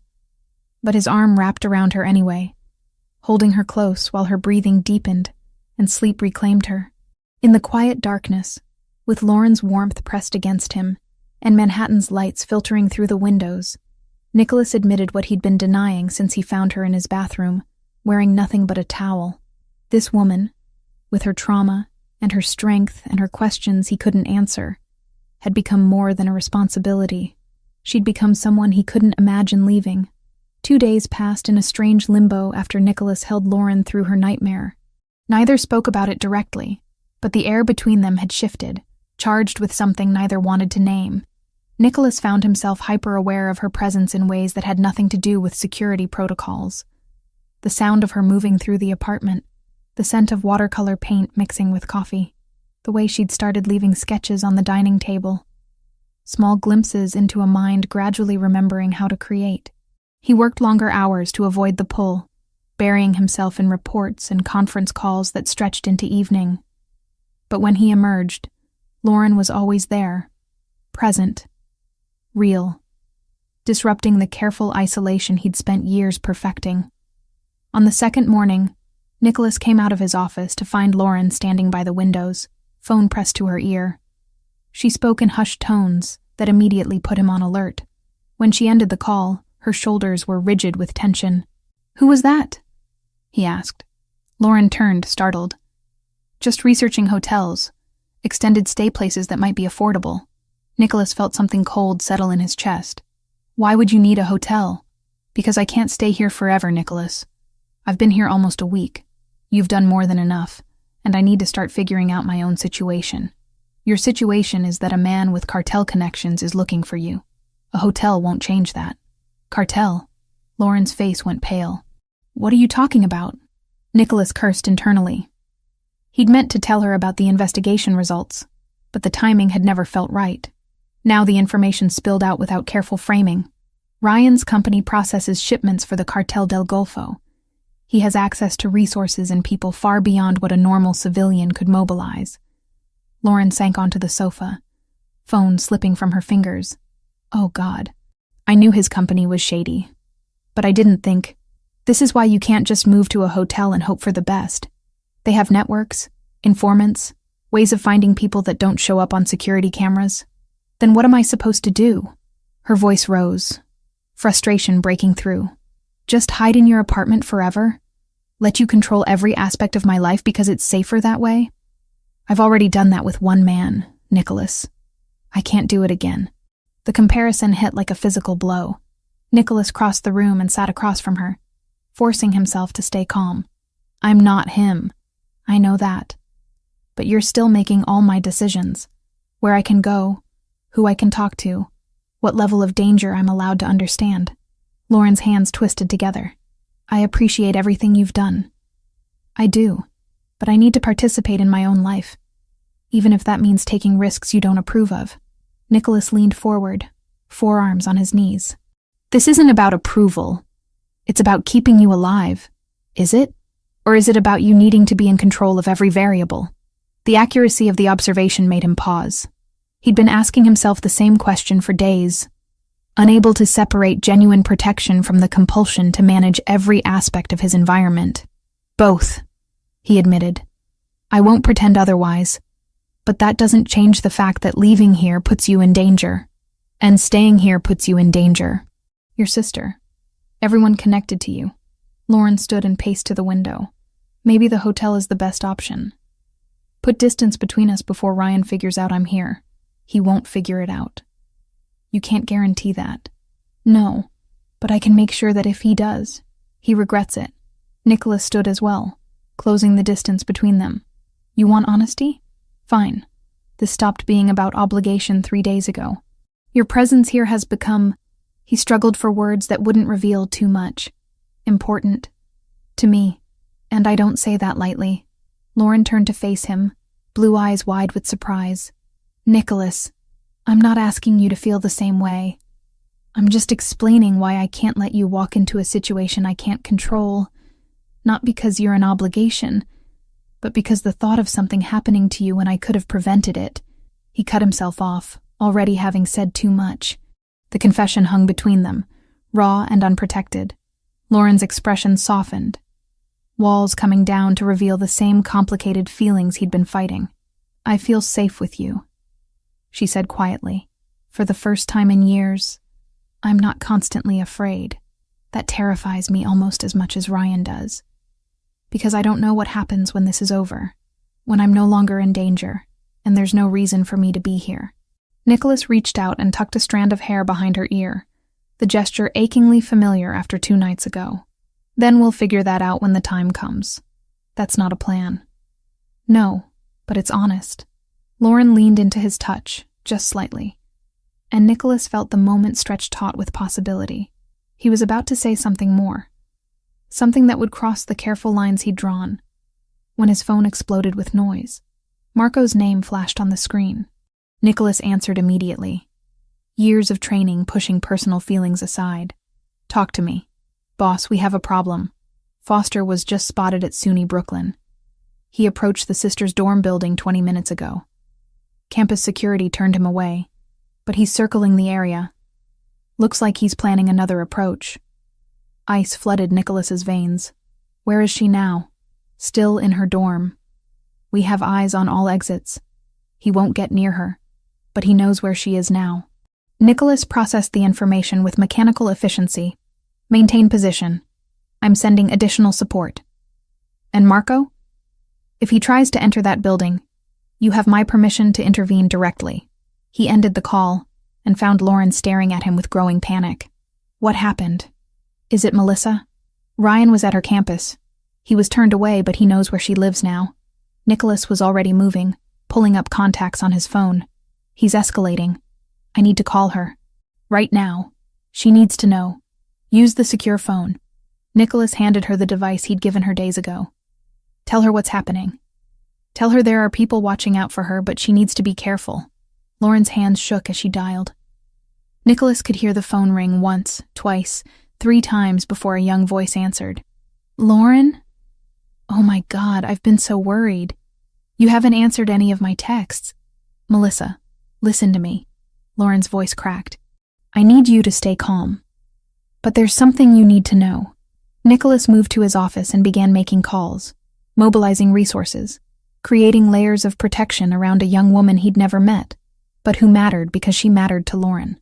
Within 10 minutes, he doubled the surveillance team, alerted campus security through back channels, and arranged for an unmarked car to be available if Melissa needed immediate extraction. When he returned to the living room, Lauren was still on the phone, but her face had shifted from panic to confusion. What do you mean you've noticed them? Lauren asked. What men?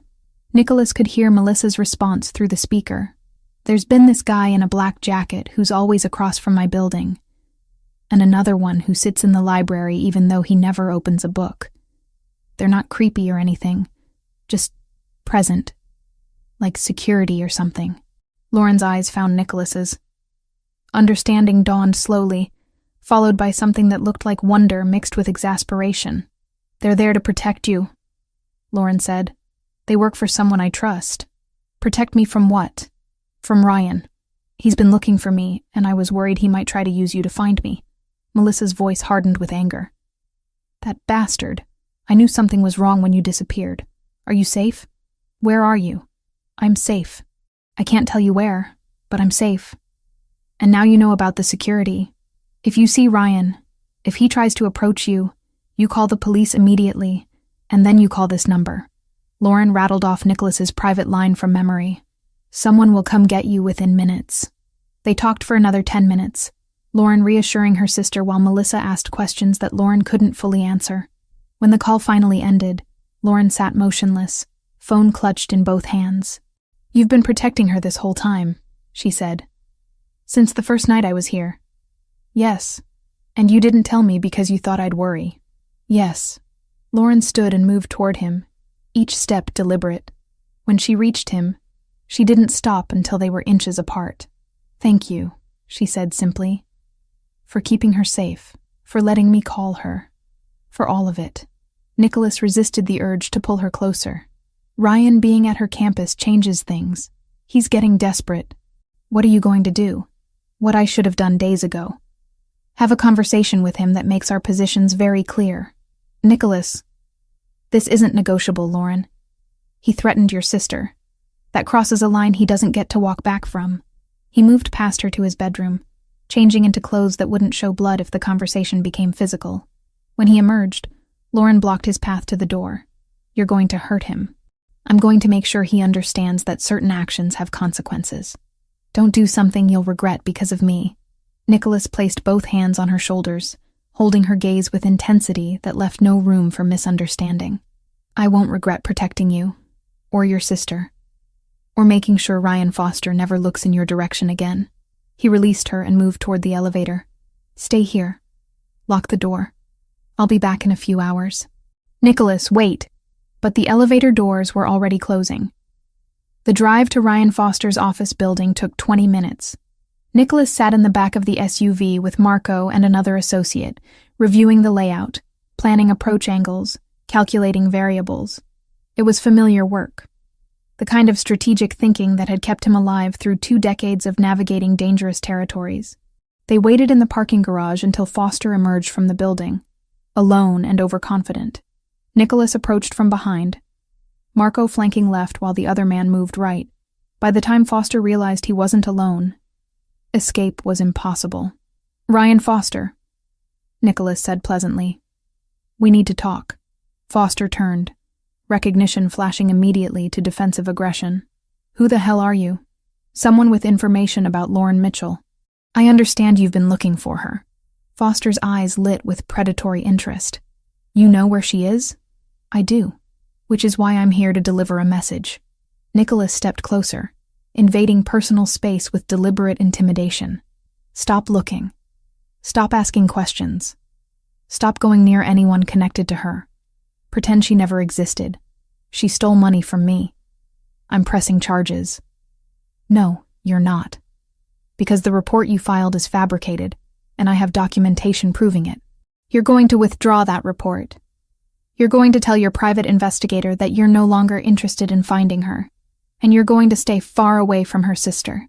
Foster's jaw clenched. "You can't tell me what to do. Do you have any idea who I work for?" "Meridian Import Solutions, which processes containers for the Cartel del Golfo." "Yes, Ryan. I know exactly who you work for." Nicholas's voice dropped to something cold and final. "The question is, do you know who I am?" He watched understanding filter across Foster's face. The man had connections in the criminal world. He recognized power when he confronted it directly. "Lauren is under my protection now," Nicholas continued, "which means she's untouchable. If you approach her, her sister, or anyone else connected to her, you won't have to worry about legal consequences. You'll have to worry about me. And trust me when I say that legal consequences would be preferable." Foster tried to hold his ground, puffing up with false bravado. "You're threatening me? I'm explaining reality. What you do with that information is your choice." Nicholas turned to leave, then paused. Oh, and Ryan, if I find out you've retaliated in any way, if Lauren so much as receives a threatening text message, I will personally ensure that your employers learn about your very expensive gambling problem and your habit of skimming from shipment manifests. I assume they'll be understanding about that. The color drained from Foster's face. Marco stepped forward, shoulders square and intimidating. My associate will escort you back to your car. I suggest you think very carefully about your next moves. Nicholas returned to the SUV and waited while Marco had his own quiet conversation with Foster. Through the tinted windows, he watched the man deflate, recognize he'd miscalculated badly.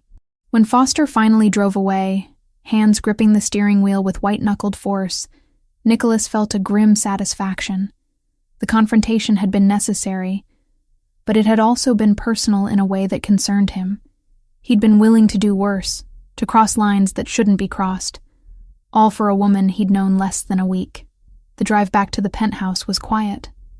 Marco knew better than to comment on what had happened. When they arrived at the building, Nicholas dismissed him and rode the elevator alone, watching his reflection in the polished doors. Bruised knuckles stared back at him. He'd hit Foster once, just once, when the man had made a comment about Lauren that crossed from insult into territory that required physical response. The contact had been brief but satisfying. Lauren was waiting when he stepped into the apartment. She took one look at his hand and moved immediately to the kitchen, pulling out first aid supplies without asking. "Sit," she ordered, pointing to a bar stool. Nicholas sat. He was suddenly, inexplicably tired. The adrenaline of confrontation had burned off, leaving only the weight of what he'd done and what it meant. Lauren filled a bowl with warm water and retrieved clean cloths. She worked in silence, cleaning the split skin across his knuckles with gentle precision. Her fingers trembled slightly, but her touch remained steady. "Did you kill him?" she asked quietly. "No, but you hurt him. I made sure he understood consequences. That required a level of physical emphasis." Nicholas watched her face, trying to read her reaction. "Does that frighten you?" "It should." Lauren rinsed the cloth and continued cleaning. "But it doesn't. Is that wrong?" "I don't know." She looked up, blue eyes meeting his. "What did you say to him?" "That you're under my protection. That approaching you or Melissa would be a mistake he'd regret. That his connections don't frighten me because mine run deeper." "And he believed you?" "He did by the time I finished explaining." Lauren set aside the cloth and reached for antibiotic ointment, applying it with careful attention to each scrape and cut. Nicholas watched her work, aware of every point where her fingers touched his skin. The intimacy of the moment exceeded anything explicitly romantic. A different kind of vulnerability emerging from violence, transformed into care. "Your hands are shaking," Nicholas observed. "I know." Lauren's voice was barely above a whisper. "I'm processing. Give me a minute." He gave her the time, watching emotions flicker across her face. Fear, relief, anger, gratitude, something else that made his chest tighten painfully. When she finally finished bandaging his hand, she didn't release it. Instead, her fingers traced the edge of the bandage, following the line where protection met damage. Nicholas caught her wrist gently, feeling her pulse flutter beneath his fingers. Fast, erratic, mirroring his own heartbeat. "Lauren," he said, not sure what came after her name, but needing to say it anyway. She looked up, and the distance between them suddenly felt insurmountable and non-existent at once. Nicholas leaned forward, drawn by gravity he couldn't fight anymore. Lauren's breath caught, lips parting in anticipation. They were inches apart when she pulled back abruptly, breaking contact. "I can't," she whispered. "Not yet. This is too much, too fast, and I don't trust my own judgment right now." Rejection stung, but Nicholas understood. She was right to be cautious. Nothing about this situation was normal or healthy. They'd been thrown together by crisis, forced into proximity that manufactured intimacy without foundation. "I understand," he said, releasing her wrist. Lauren stood and carried the first aid supplies back to their cabinet, movements jerky with suppressed emotion. When she turned back, tears tracked down her face. "It's not that I don't feel it," she said. "Whatever this is between us, I just need time to figure out if it's real or if it's just safety and gratitude and trauma bonding. Take all the time you need. Even if that means I should leave? Find somewhere else once Ryan isn't a threat anymore? The question cut deeper than Foster's face against his knuckles. Nicholas stood and moved to the window, putting physical distance between them. If that's what you need, yes. I won't keep you here against your will. That's not an answer about what you want. Nicholas turned to face her. What I want stopped being relevant the moment I found you in my bathroom. This is about what you need. What keeps you safe? What lets you heal? Lauren wiped her eyes, smudging tears across her cheeks. You're impossible. So I've been told. She left the room without another word, retreating to the guest bedroom and closing the door with careful softness. Nicholas remained by the window, watching the city lights blur into patterns that meant nothing. His hand throbbed dully beneath the bandages. Small price for eliminating a threat. But the larger danger, the one he couldn't punch or threaten or control, had already infiltrated his defenses. Lauren Mitchell had become the kind of complication that couldn't be solved with strategy or force. And Nicholas, for all his power and resources, had no idea how to protect himself from that.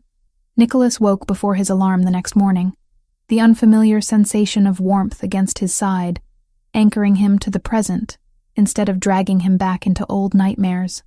For a moment he lay still, eyes closed, cataloging details the way he always did.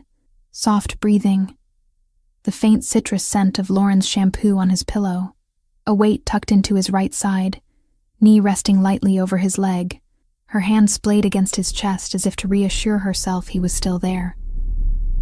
He opened his eyes. Lauren slept deeply, face relaxed in a way he'd rarely seen when she was awake. The tightness in her jaw was gone. The little line between her brows, carved by months of constant vigilance, had smoothed. In the pale morning light, she looked younger than 27, and older than that all at once, like someone who'd lived several lifetimes compressed into a few brutal years. Nicholas knew he should move, detach, put space back where space belonged, but the idea of pulling away when she finally looked peaceful felt like another kind of cruelty. He let himself have one selfish minute. Just one. He memorized the way she fit against him, the way her fingers twitched slightly when he shifted his hand along the curve of her spine, the way her lips parted on a quiet exhale that stirred the fabric of his shirt. Then he gently untangled himself. Lauren murmured, but didn't wake as he slid from the bed. He stood for a moment, watching her roll to the warm spot he'd left, face burrowing into the pillow.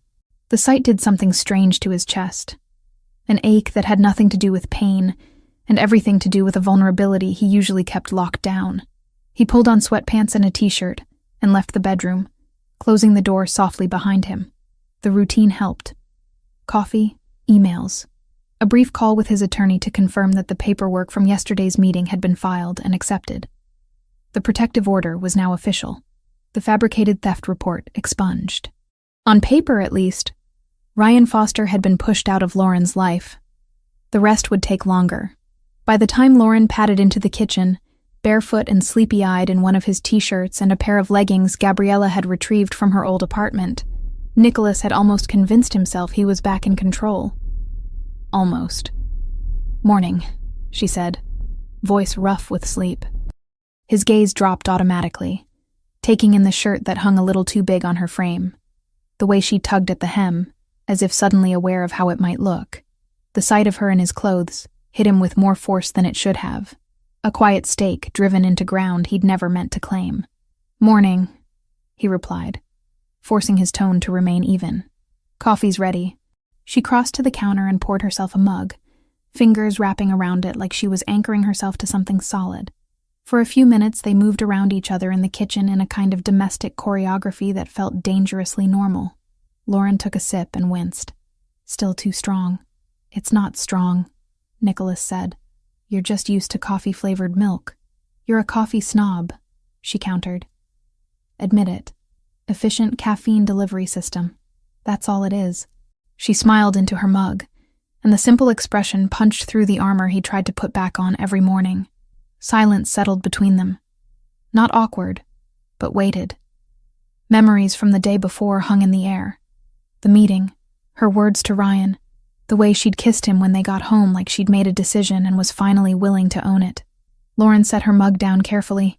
So, he echoed. I just want to make sure we're on the same page about yesterday. She gestured vaguely between them. About what this is. You were very clear, Nicholas said, leaning on the island. You're choosing it, with conditions. Your pace, your calls. I meant that, she said, but I also know what your life looks like. I heard pieces of that meeting you had last night from your office. Something about shipments and territories and people who don't exactly solve disagreements with mediation. Nicholas held her gaze. He'd purposely left the office door slightly ajar, not by accident. If she was going to choose him, she needed to understand what that choice meant. You're not naive, he said gently. You've always known my business isn't clean. Knowing in theory and hearing real conversations are different things. Lauren lifted her mug again, fingers tapping against the ceramic. Yesterday I told Ryan I was choosing who stands next to me now. I meant that too. But if I stand next to you, I'm standing next to all of it. Yes. Is that what you want? She asked quietly. Me knowing? Really knowing? Because once I see it, I can't unsee it, and I won't pretend. He thought about lying, about offering some softened version of the truth that would make this easier. But he'd built a life on reading lies in other people. He refused to become someone she had to analyze like that. I'd rather you know exactly who I am than love some edited version of me that doesn't exist, he said. If you decide you can't accept it, I'll deal with that. But I won't build this on illusions. This, she repeated, rolling the word around like she was testing how it felt in her mouth. Okay. Then I need you to promise me something. That depends on the promise. If you ever ask me to look away from something I can't live with, I'll leave. Her voice was steady now. I don't mean disagreements about your work or your choices. I mean lines I can't cross. And I need you to accept that I have them. Nicholas studied her. There were the usual lines. No violence against children, no trafficking, no senseless cruelty. Lines he'd already drawn for his organization years ago. Non-negotiable boundaries that made his operation marginally less monstrous than others in the same world. I won't ask you to be okay with everything I do, he said. But there will be things I can't tell you. Not because I don't trust you, but because knowing would put you in more danger. I can live with that, she said after a moment. As long as secrecy is about safety, not control. Fair distinction. Her shoulders eased slightly. Some of the tension that had crept in during the conversation melted away, replaced by something more fragile. Good, she said. Because my sister basically told me last night that if I broke it off with you because of your job after everything you've done, she'd kick my ass. That dragged a short laugh out of him. Melissa said that? Not in those exact words, but close. Lauren tilted her head. She likes you. She doesn't know me. She knows enough. That you protected her before you even met her. That you let me decide whether to face Ryan. That you didn't blow up and make the hearing about posturing or power. She pays attention. So do you, he said. Occupational hazard. Teachers notice everything. Lauren stepped back from the island and stretched, wincing as muscles pulled tight. Speaking of occupational hazards, your sister texted about coming over. Today? In about an hour. She held up her phone. She apparently needs to see with her own eyes that I'm not just Stockholm syndroming my way through some Mafia version of a gilded cage. Nicholas exhaled. Of course she does. He spent the next hour catching up on messages while Lauren disappeared into the guest room to change. When the doorbell finally chimed, he checked the camera out of habit. Gabriella stood in the hallway, wearing black jeans, ankle boots, and a rust-colored blouse that made her look like she'd stepped out of a fashion shoot rather than a midtown subway station. Her expression, however, was anything but polished. Determined was the word that came to mind. Nicholas opened the door before she could knock a second time. You look tired, she said by way of greeting. You look like trouble. Flattery will get you nowhere. She shouldered past him and called down the hallway. Lauren? I brought overpriced pastries and opinions. Lauren emerged a moment later, hair pulled into a low ponytail, wearing dark jeans and a soft beige sweater that somehow made her eyes look even bluer. She smiled when she saw Gabriella, a real smile that reached her eyes. You made it, Lauren said, stepping into an easy hug. Obviously. Gabriella pulled back and held her at arm's length. Let me look at you. Lauren submitted to the inspection without protest. After a second, Gabriella nodded, satisfied. Color in your cheeks, no haunted raccoon eyes, wearing clothes that fit. My brother hasn't locked you in a dungeon yet. So far, so good. There is no dungeon, Nicholas said dryly from behind them. There might as well be, Gabriella shot back. This entire building is a fortress. Nicholas let the jab slide. It wasn't untrue. They gathered in the living room. Gabriella dropped a paper bag of pastries on the coffee table and kicked off her boots like she owned the place, curling up sideways on one end of the sofa. Lauren took the other end, tucking her legs under herself. Nicholas sat in the armchair opposite, automatically positioning himself so he could see both women and the front door without turning his head. Gabriella's gaze flicked between them, sharp and assessing. So, she said, breaking off a piece of croissant, are we going to pretend something hasn't shifted in here? Or are we all going to be adults and talk about it? Subtle, Nicholas muttered. Lauren flushed faintly. We're figuring things out. That's vague and unsatisfying, Gabriella said, but I'll allow it for now. She turned to Nicholas. Have you explained everything? I explained enough. Define enough. She knows what I do. The contours, if not the details. Gabriella narrowed her eyes. And you understand what comes with him, right? She asked Lauren. Privacy will be a myth. People will make assumptions. There will be nights when he doesn't come home, and he won't be able to tell you where he was or what he was doing beyond handling things. Are you prepared for that? Lauren met her gaze without flinching. I'm prepared to make my own choices. That includes accepting there are parts of his life I won't have access to. I'd be lying if I said it didn't scare me, but it scares me less than the idea of going back to a life where every decision about my day was made for me. Gabriella looked at her brother. You hear that? That's trust. Don't screw it up. I'm aware of the stakes, Nicholas said. You think you are, she replied, but you have a habit of deciding what's best for everyone, and then acting like it's generosity instead of control. He absorbed the hit without reacting. Lauren watched them both, eyes moving between siblings like she was following a tennis match. I told him, Lauren said to Gabriella. If he ever asks me to ignore something I can't live with, I'll leave. And he agreed? He didn't fight me on it, Lauren said, which is a start. Gabriella leaned back against the cushions, studying Nicholas with the familiarity of someone who'd watched him build his empire brick by uncompromising brick. You deserve to be happy, Nico, she said finally. I've been saying that for years, but not at the cost of turning someone else into collateral damage. Even if that someone is willing. Lauren interjected softly. I'm not collateral. No, Gabriella agreed. You're the first person he's let this close without an agenda attached. That's why I'm here. To make sure he understands what that means. Nicholas felt the conversation pressing against lines he wasn't ready to cross in front of Lauren. Not yet. He shifted to practical ground. Speaking of agendas, he said, there's something you both need to know. Foster appears to have taken the hint. He's bought a one-way ticket out of the country. My contacts say he's planning to set up in Mexico for a while, closer to the people he shouldn't have been playing games with from this side of the border. Lauren exhaled. So he's actually leaving? It looks that way, Nicholas said. He's withdrawn his complaint officially. The protective order stands here, but jurisdiction gets messy once he crosses a border. The good news is, men like him don't fare well when they're no longer the ones holding all the power in a room. He'll have his hands full staying useful and alive. Hunting you will drop on his priority list. Will he ever come back?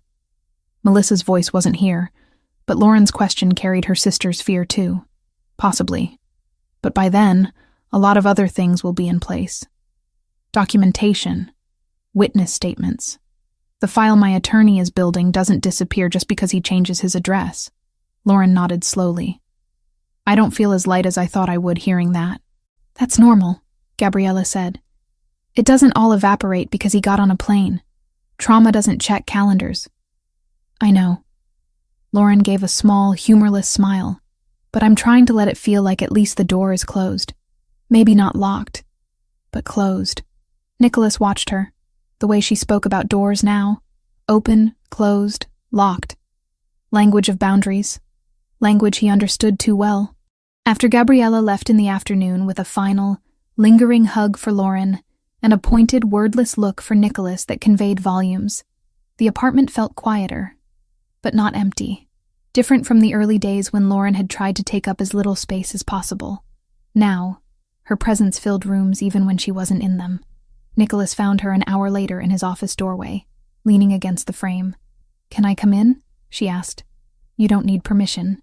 "I think we both know that's not entirely true," she said, lips quirking. "This room feels different, like your brain externalized." He glanced around at the carefully organized chaos. Screens, files in neat stacks, maps on one wall with pins and strings marking routes, territories, operations. She wasn't wrong. "Fair assessment," he said. She stepped inside, studying the maps first. "Is that all?" "Business," he confirmed. "Supply lines, distribution channels. Some things you don't want detailed explanations for." "Probably not," she agreed. Then, after a pause, "Show me what you can." He considered the request. Trust was a double-edged blade in his line of work, but she'd already been drawn in whether he liked it or not. Keeping her ignorant wouldn't keep her safe. It would just make her easier to blindside. Nicholas pulled one of the pins from a port city on the map and traced a line inland. "This is a route we stopped using 2 years ago when a rival family decided they wanted a cut. We don't operate there now. Too volatile." "By operate, you mean?" "Move things," he said. "Sometimes legitimate goods, sometimes not." "Do you ever feel guilty?" she asked, not accusing, just curious. "About the not things?" "I feel responsible," he said, "for doing it better than the people who would fill the vacuum if we disappeared." "Better," she repeated. "Safer? Less indiscriminate," he said. "You won't believe me if I say we have rules, but we do. Lines we don't cross, people we don't touch. Women like me?" she asked quietly. "Women like you," he said. "Children. People who didn't consent to being in the game." She nodded slowly. "Okay, I can't say that makes it easy to swallow, but it makes it less impossible." He let that sit. Then he changed the subject. "Your sister called earlier," he said. Lauren's head snapped up. "Is she okay?" "Fine. She wanted to confirm she can still visit next weekend. Something about a real dinner that doesn't come in takeout containers." Lauren relaxed a fraction. She's been on this kick since nursing school started about learning to cook actual meals that aren't microwavable. She threatened to stage an intervention if I tried to live on cereal and toast again. Nicholas allowed himself a small smile. "She's welcome here, with some ground rules." "Which are?" "No social media posts from inside the apartment. No tagging locations when she's with you. No photos with identifiable features of the building in the background. So, basically, be normal, but less online." "Exactly." Lauren walked around the desk and stopped next to his chair, resting her hip against the edge. "Can I ask you something else?" she said. "You're going to anyway. Earlier, Gabriella said you have a habit of deciding what's best for everyone and calling it protection." She met his eyes. "Is that what this is with me?" "Partly," he said, appreciating the honesty of her hit. "I won't pretend I don't think I know better than most people when it comes to danger. I've spent my life reading threats. But I'm trying." He paused on the word, unfamiliar on his tongue. "To leave room for what you want. Not just what I think you need." "That's new for you," she said, not a question. Painfully. She smiled, but it faded quickly into something more serious. "I meant what I said in front of Ryan," she told him. "About choosing who stands next to me. That means choosing this messy version of you, with all the contradiction and danger and control issues. It also means I have to choose myself, over and over, not just you." "Good," he said, "because I have no interest in being with someone who disappears into my shadow again." "That's not partnership, that's ownership." She studied him for a long beat.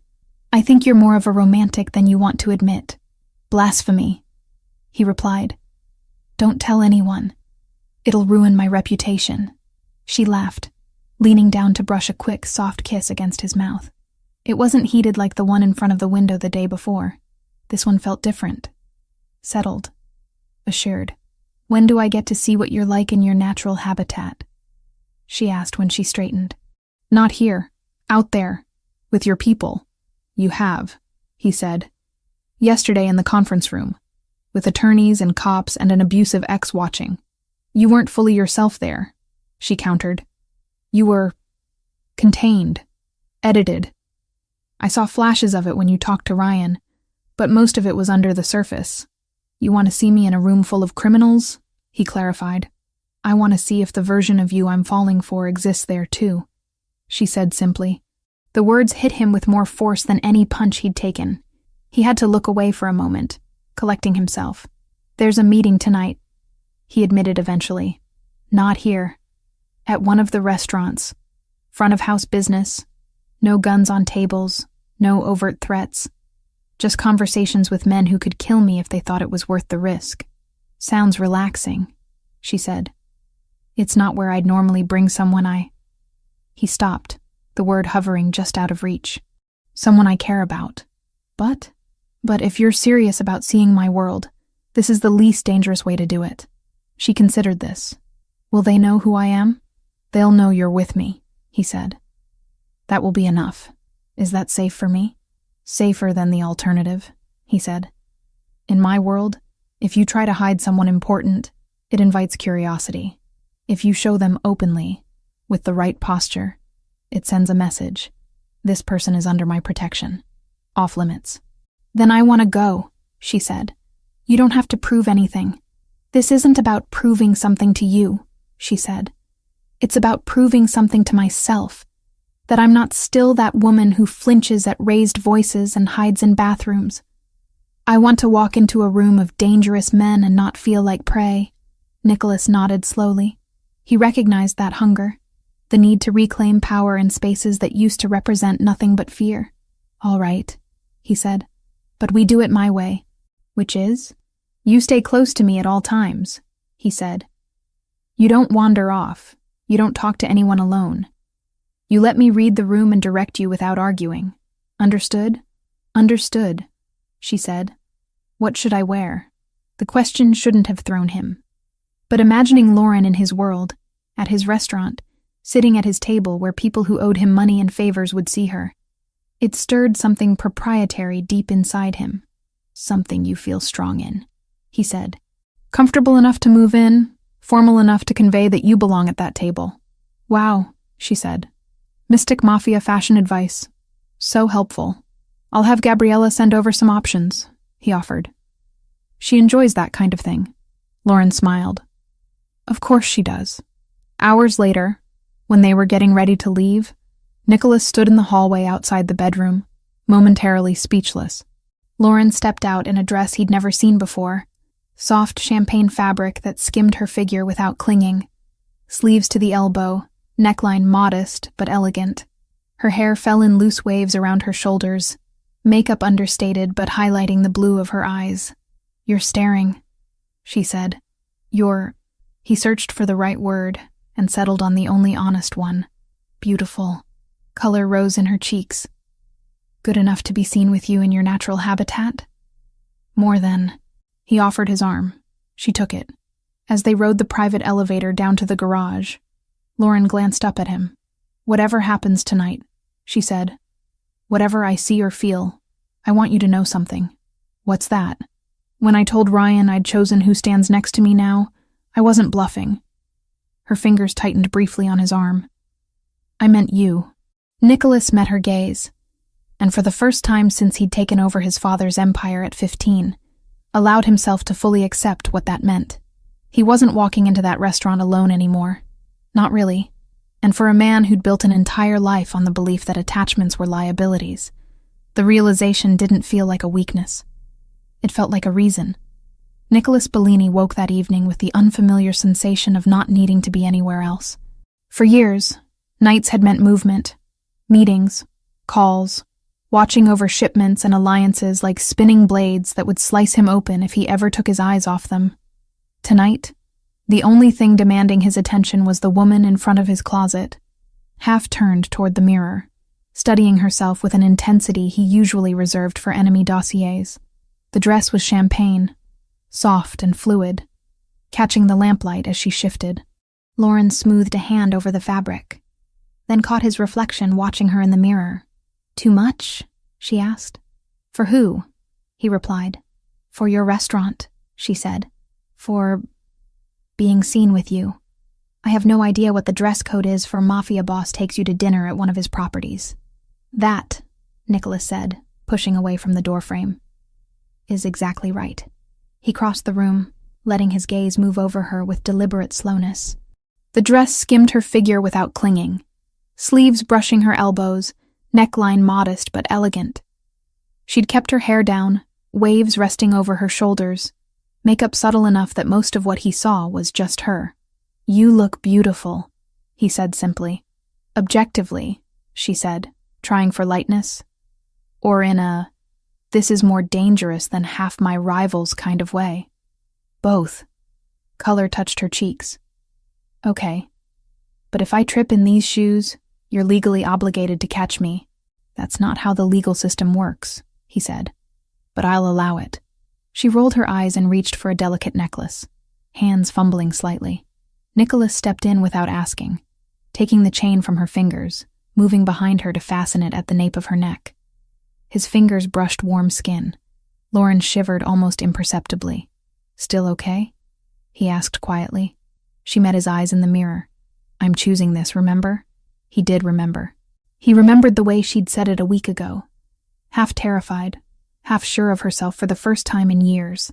He remembered the hearing room, Ryan's smirk collapsing under the combined weight of evidence, and Lauren's quiet, "It's over." He also remembered the message that had landed that morning, a brief update from a man in Texas. Foster made it to Mexico, treading carefully, asking questions about you, but no moves this side of the border.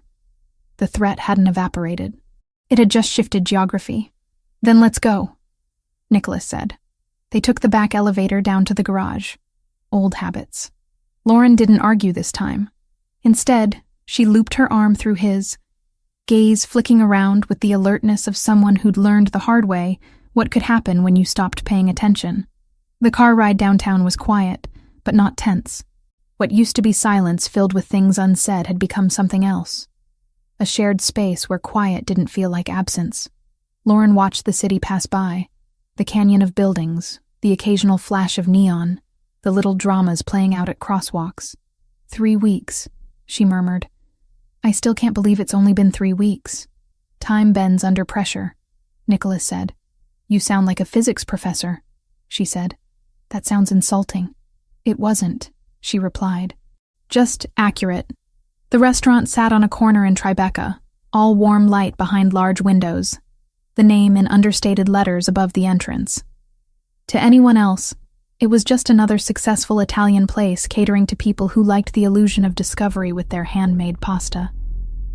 To Nicholas, it was neutral ground dressed up as indulgence. Deals had been discussed at these tables. Lines had been drawn, alliances cemented. But on the surface, it was linen and crystal and good wine. They entered through the side door. Staff straightened when they saw him, posture shifting almost imperceptibly. A host approached, deference in every line. "Mr. Bellini," he said, "your table is ready." Lauren felt eyes on them as they followed the host through the dining room. People noticed Nicholas the way they noticed storms out at sea. Beautiful, dangerous, something you respected from a distance. She stayed close, not clinging, but aligned, matching his stride. At their table near the back, the city visible through a sheet of glass, Nicholas pulled out her chair. Small gesture. Not a performance, not an act. Just care, quiet and practiced. She sat, smoothing the dress beneath her, and exhaled in a slow, controlled breath. "You okay?" he asked. "So far," she said. "Ask me again after I get through a whole meal without someone being shot." "In this room," Nicholas said, opening his menu purely out of habit. "The most violent thing that happens is arguments over wine pairings." The waiter came. Nicholas ordered without looking, knowing the menu the way he knew shipping routes and weak spots in his enemy's security. Lauren listened, amused. I see the control issues extend to food ordering, she said when they were alone again.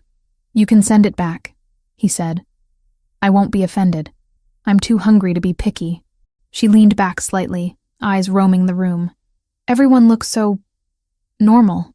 They all have problems, he said. They're just wearing better shoes to have them in.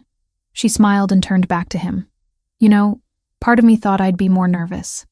First time being out with you like this. Knowing what you really do when you put the nice suit away. And I feel strange saying this, but I don't feel like prey, she said, for the first time in a long time. You're not, Nicholas replied. Not anymore. Not because nothing can hurt me, she clarified, but because if it tries, I know I can run toward something, not just away. He let that sink in. When she'd arrived, she'd had nothing but flight in her vocabulary. Now, fight had found its place again, not the kind that matched physical strength, but the quieter kind that chose to stand and speak and stay. Dinner unfolded with an ease that would have felt impossible a month ago. They talked about trivial things. Lauren's disastrous attempt at baking the day before. I didn't know it was possible to burn the inside and undercook the outside at the same time. And Nicholas's grudging admission that, as a teenager, he'd briefly wanted to become an architect before life had yanked that possibility away. Let me guess, Lauren said. You liked the idea of designing structures no one could break into. I liked the idea of building something that didn't require breaking anyone, he said. Do you still? She asked. Sometimes, he admitted. Then the phone rings. She considered that. Maybe this is that for you. This? This, she gestured vaguely between them. Us. Not something you built on threats or necessity or family politics. Just choice. He studied her. It terrifies me more than some of the men I've dealt with. Good, she said. Means you're taking it seriously. A shadow fell across the table. Nicholas's attention snapped up, instincts primed for interruption. Instead, he saw a man in his 50s, well-tailored, expression respectful, hands visible. Mr. Bellini, the man said with a nod. Apologies for intruding. Make it brief, Nicholas replied. Just wanted to say thank you for the favor last year. The inspectors never came back. The man's gaze flicked to Lauren. Curiosity there, but no threat. Enjoy your evening. Pay your bills on time, Nicholas said. You won't need favors. The man smiled, dipped his head again, and retreated. Lauren watched him go. He looked like a dentist, she said. He is, Nicholas replied. She frowned, more bemused than confused. I thought your dealings were more with men in dark alleys than people who fix cavities. Crime is more banal than people think, he said. Everyone needs something. Everyone cuts corners somewhere. My job is making sure I know exactly where the corners are and who's cutting them. Sounds exhausting, she said. It is, he said. You make it less so. For once, Lauren didn't deflect. She just reached across the table and brushed the back of his bandaged hand with her fingers, a touch so light it might as well have been a promise. On the way out later, she didn't cling to his arm because she was afraid. She walked next to him because she chose to, head high, eyes steady. In the car, she kicked off her heels and groaned in relief. Your world needs more comfortable shoes, she said. My world doesn't notice shoes, he replied. Just posture. Well, my posture is protesting. He glanced at her bare feet. Toes painted a soft, chipped pink. Duly noted. They rode the elevator back up in companionable silence. When the doors opened into the penthouse, Lauren stepped out first, dress catching the light, hair slightly tousled from the wind outside. She stopped halfway into the living room. Something's different, she said. Nicholas followed her gaze. The space that had always felt precise and controlled now contained a new energy. It took her a moment to realize what had changed. The room at the far end of the hallway, once a glorified storage space, glowed with warm light spilling through a half-open door. You did it, she said. I said I would, he replied. She walked toward the room slowly, almost cautiously, like approaching something fragile. When she pushed the door open, the breath left her chest. Where there had once stood a treadmill and stacked boxes, now stood an artist's studio. A large easel dominated the center, canvas blank but waiting. Shelves lined one wall, stocked with paints arranged by color, brushes in jars, palettes, charcoal sticks, sketchbooks. A sturdy table hugged another wall, its surface protected by plastic, jars for water, rags folded neatly at one end. The overhead lighting had been changed, softened, angled to avoid harsh glare. A wide armchair sat in one corner with a throw over it, like someone had thought about not just working here, but staying. Lauren stepped inside as if afraid it might vanish if she moved too quickly. Her fingers brushed over the spine of a sketchbook, the smooth wood of the easel, the cool metal of a paint tube. "Nicholas," she whispered. "What is this? You told me you needed space," he said from the doorway. "Not just to be safe. To be you. This room wasn't doing anything important. But this is—" She turned slowly, eyes wide, voice breaking on the edge of disbelief. "This is a studio. This is my studio." "Yes," he said. "You did this while I was on the phone with Melissa. Then on the balcony," he said. "And earlier this week when you went with Gabriella to that art supply store. She's terrible at pretending she isn't planning something." Lauren let out a sound that was half laugh, half sob. "I thought she was just dragging me through every aisle because she likes spending other people's money." "That too," he said. "But she gave me a list." I supplemented. She moved to the easel, resting her hand flat against the blank canvas. "You know what this feels like? An invasion of your minimalist aesthetic?" he suggested. "Like no one has ever believed in my art enough to make physical room for it," she said. Until now. He didn't try to fill that silence. He'd learned enough in 3 weeks to know when words helped and when they cheapened something. After a long moment, she turned, eyes shining. "You realize what you've done, right?" she said. "Bought too many paint colors?" he asked. "Apparently there are 97 shades of blue. You made it harder for me to ever leave," she said softly. The honesty hit them both at once. "I don't want leaving to feel easy," he said, "but I want it to remain possible." She studied him. Really studied him. In the doorway of the room he'd given to her dreams. "Do you know how rare that is?" she asked. "What?" "Someone powerful who can say, 'I want you here, and I'll survive if you walk away,' in the same breath," she said. "Ryan would have burned my paintings if he thought they represented a life that didn't revolve around him." Nicholas's jaw tightened. "He'll never touch anything of yours again." "I know," she said, "because you already made sure of that." She crossed the room to him, stopping close enough that he could see the gold flecks in her blue eyes. "I need you to hear me," she said. "Really hear me. I'm listening. I can't promise this will always be easy," she said. "There will be days when your work scares me. When news headlines make me wonder what you aren't saying. When my old patterns try to drag me back into apology and gratitude for every kindness." She took his hand, laying it flat over her heart. "But I can promise this," she continued. "Every day I'm here, it's because I chose it. Not because I'm trapped. Not because I'm afraid of the alternative. Because this—" She gestured between them with her free hand. "Feels like my life.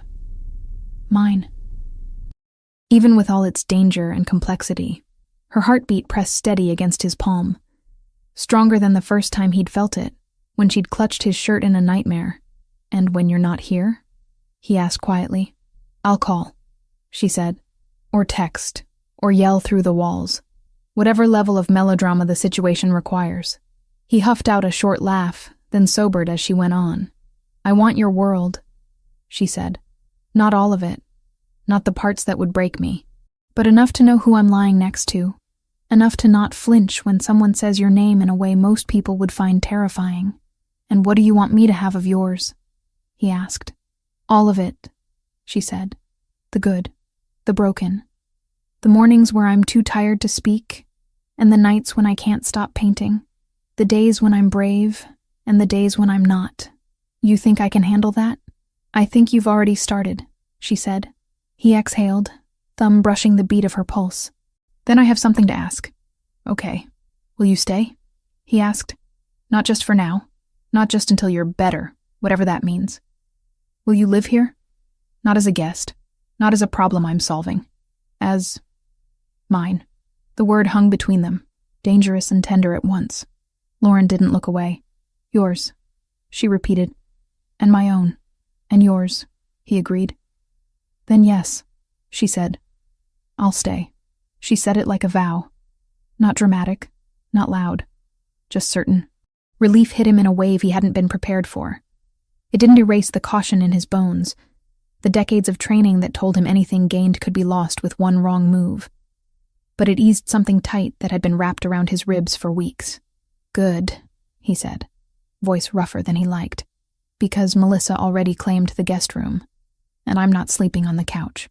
Lauren laughed, the sound spilling into the studio and filling it with a kind of light paint couldn't catch. Speaking of Melissa, she arrived the following weekend exactly on time, hauling a duffel bag and a grocery sack like she was preparing to invade.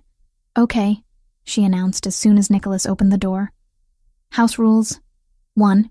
If you two start making out in front of me, I'm leaving. 2. If you cook, I'm supervising. 3. If I fall asleep on your couch, you're both too boring and it's not my fault. You come into my home and issue rules? Nicholas asked. Somebody has to, she said, breezing inside. Hi, Lauren. Lauren hugged her, expression softer than Nicholas had ever seen in any of his mirrors. Dinner was chaos. Melissa overseasoned the salad. Nicholas burned the first batch of garlic bread because he was distracted by watching Lauren laugh. Lauren dropped a spoon and somehow splattered tomato sauce onto the floor and her own elbow. No one was keeping track of whose fault anything was. No one was timing how long Lauren stayed seated. No one raised their voice in that particular way that signaled an explosion was coming. Melissa filled the gaps in conversation with stories from nursing rotations. Lauren chimed in with anecdotes from her years teaching. Kids who'd mistaken Monet for a brand of candy or used entire tubes of paint on one corner of paper. Nicholas listened more than he spoke and found that he didn't mind. Later, when Melissa was sprawled on the armchair under a throw blanket, halfway through a movie and already snoring softly, Lauren tilted her head toward her sister. She never got to see me like this before, she said quietly. Every time we were together the last 2 years, I was jumpy and defensive and apologizing for things that weren't my fault. She sees you now, Nicholas said. Really sees you. Do you? Lauren asked. Every inconvenient angle, he said. She nudged his shoulder. Good. When Melissa finally retired to the guest room, if you two are going to have one of those weird, intense talks again, I'd like to be unconscious for it. The apartment settled into a softer quiet. Lauren wandered back into the studio, drawn to the canvas the way some people were drawn to windows. Nicholas followed, leaning in the doorway. She picked up a brush and examined the painting in progress. The cityscape had evolved since he'd first seen it. Light had crept farther across the buildings, soft morning tones giving way to something brighter at the edges. It's changing, he said. So am I, she replied. Where is that again? He asked, nodding toward the skyline. A bridge between my old life and this one, she said. Metaphorically speaking. You always this literal with your metaphors? He asked. Always this annoying with your questions? She countered. He stepped inside, closing the distance between them to stand at her shoulder. For a moment, they both just looked, at the painting, at the layers beneath the surface, at the brush strokes that hid mistakes under intentional color. You know, Lauren said quietly, for a long time when I pictured my future, it was blank. Or worse, it looked like a slightly grayer version of my present. Same fights, same fear, just more wrinkles. And now? He asked. Now I see something, she said. It doesn't have clean edges yet. It's not all in focus. But I see mornings where I'm rushing because I've got a class to get to and paint on my face and you're stealing my coffee even though you could buy your own cafe. Your coffee tastes better, he said. You say that now because it's free, she replied. I see nights where Melissa crashes on our couch because she's between shifts and can't face the subway. I see fights with you that actually lead somewhere instead of circling the same drain over and over. I see myself arguing back without being afraid it'll cost me my safety. She set the brush down, paint glistening on the bristles, and turned to face him fully. And I see you, she finished. Not as a savior, not as a captor, as the man I chose to walk beside. Even when the path isn't straight, He let the words wash over him. They didn't erase the realities outside these walls. The cartel still existed. Rivals still watched. Somewhere across a border, a man named Ryan Foster was learning how small he really was in a hierarchy that didn't care about his bruised ego. But here, in this room, something else existed that he'd never factored into risk assessments and contingency plans. "Lauren," he said quietly, "I've spent most of my life believing attachment was just another word for leverage." "It can be," she said, "if you use it that way." "I don't want to," he said. "Not with you." "Then don't," she replied. "Start there." He reached for her, hands settling on her waist, and pulled her closer. When their lips met, it wasn't desperate. It wasn't a reflex against fear. It was deliberate, steady, a continuation instead of a beginning. When they broke apart, foreheads touching, breath mingling, Lauren whispered, "You know what I told myself the night I left? When I was halfway down that fire escape thinking I might fall and break my neck? That you should have worn better shoes?" He guessed. She huffed and almost laughed. "I told myself, this isn't the end. It's just the end of here. I had no idea what after looked like. I just knew I couldn't stay." "And now?" he asked. "Now I don't think in ends as much," she said. "I think in chapters. This is a new one. One I actually want to read." He rested his hands at the small of her back, anchoring her as much as himself. "Then let's not skip pages," he said. "Deal," she replied. They stood there for a while longer, the unfinished painting at their side, the city beyond the window, the weight of 3 weeks settling into something like foundation. The world outside remained what it had always been. Messy, dangerous, unpredictable. There would be more problems. More late-night calls, more moments when Lauren had to decide how much of his world she could live with, and he had to navigate the line between protecting and controlling. But the towel-wrapped woman in his bathroom had become the artist in his spare room. The man who'd once believed his penthouse was safest empty now stood in its doorway and understood, with a clarity that made his chest ache, that filling it had been the real security all along. The canvas would change. So would they. For tonight, with the smell of paint in the air and the sound of Melissa's soft snoring down the hall, it was all she needed.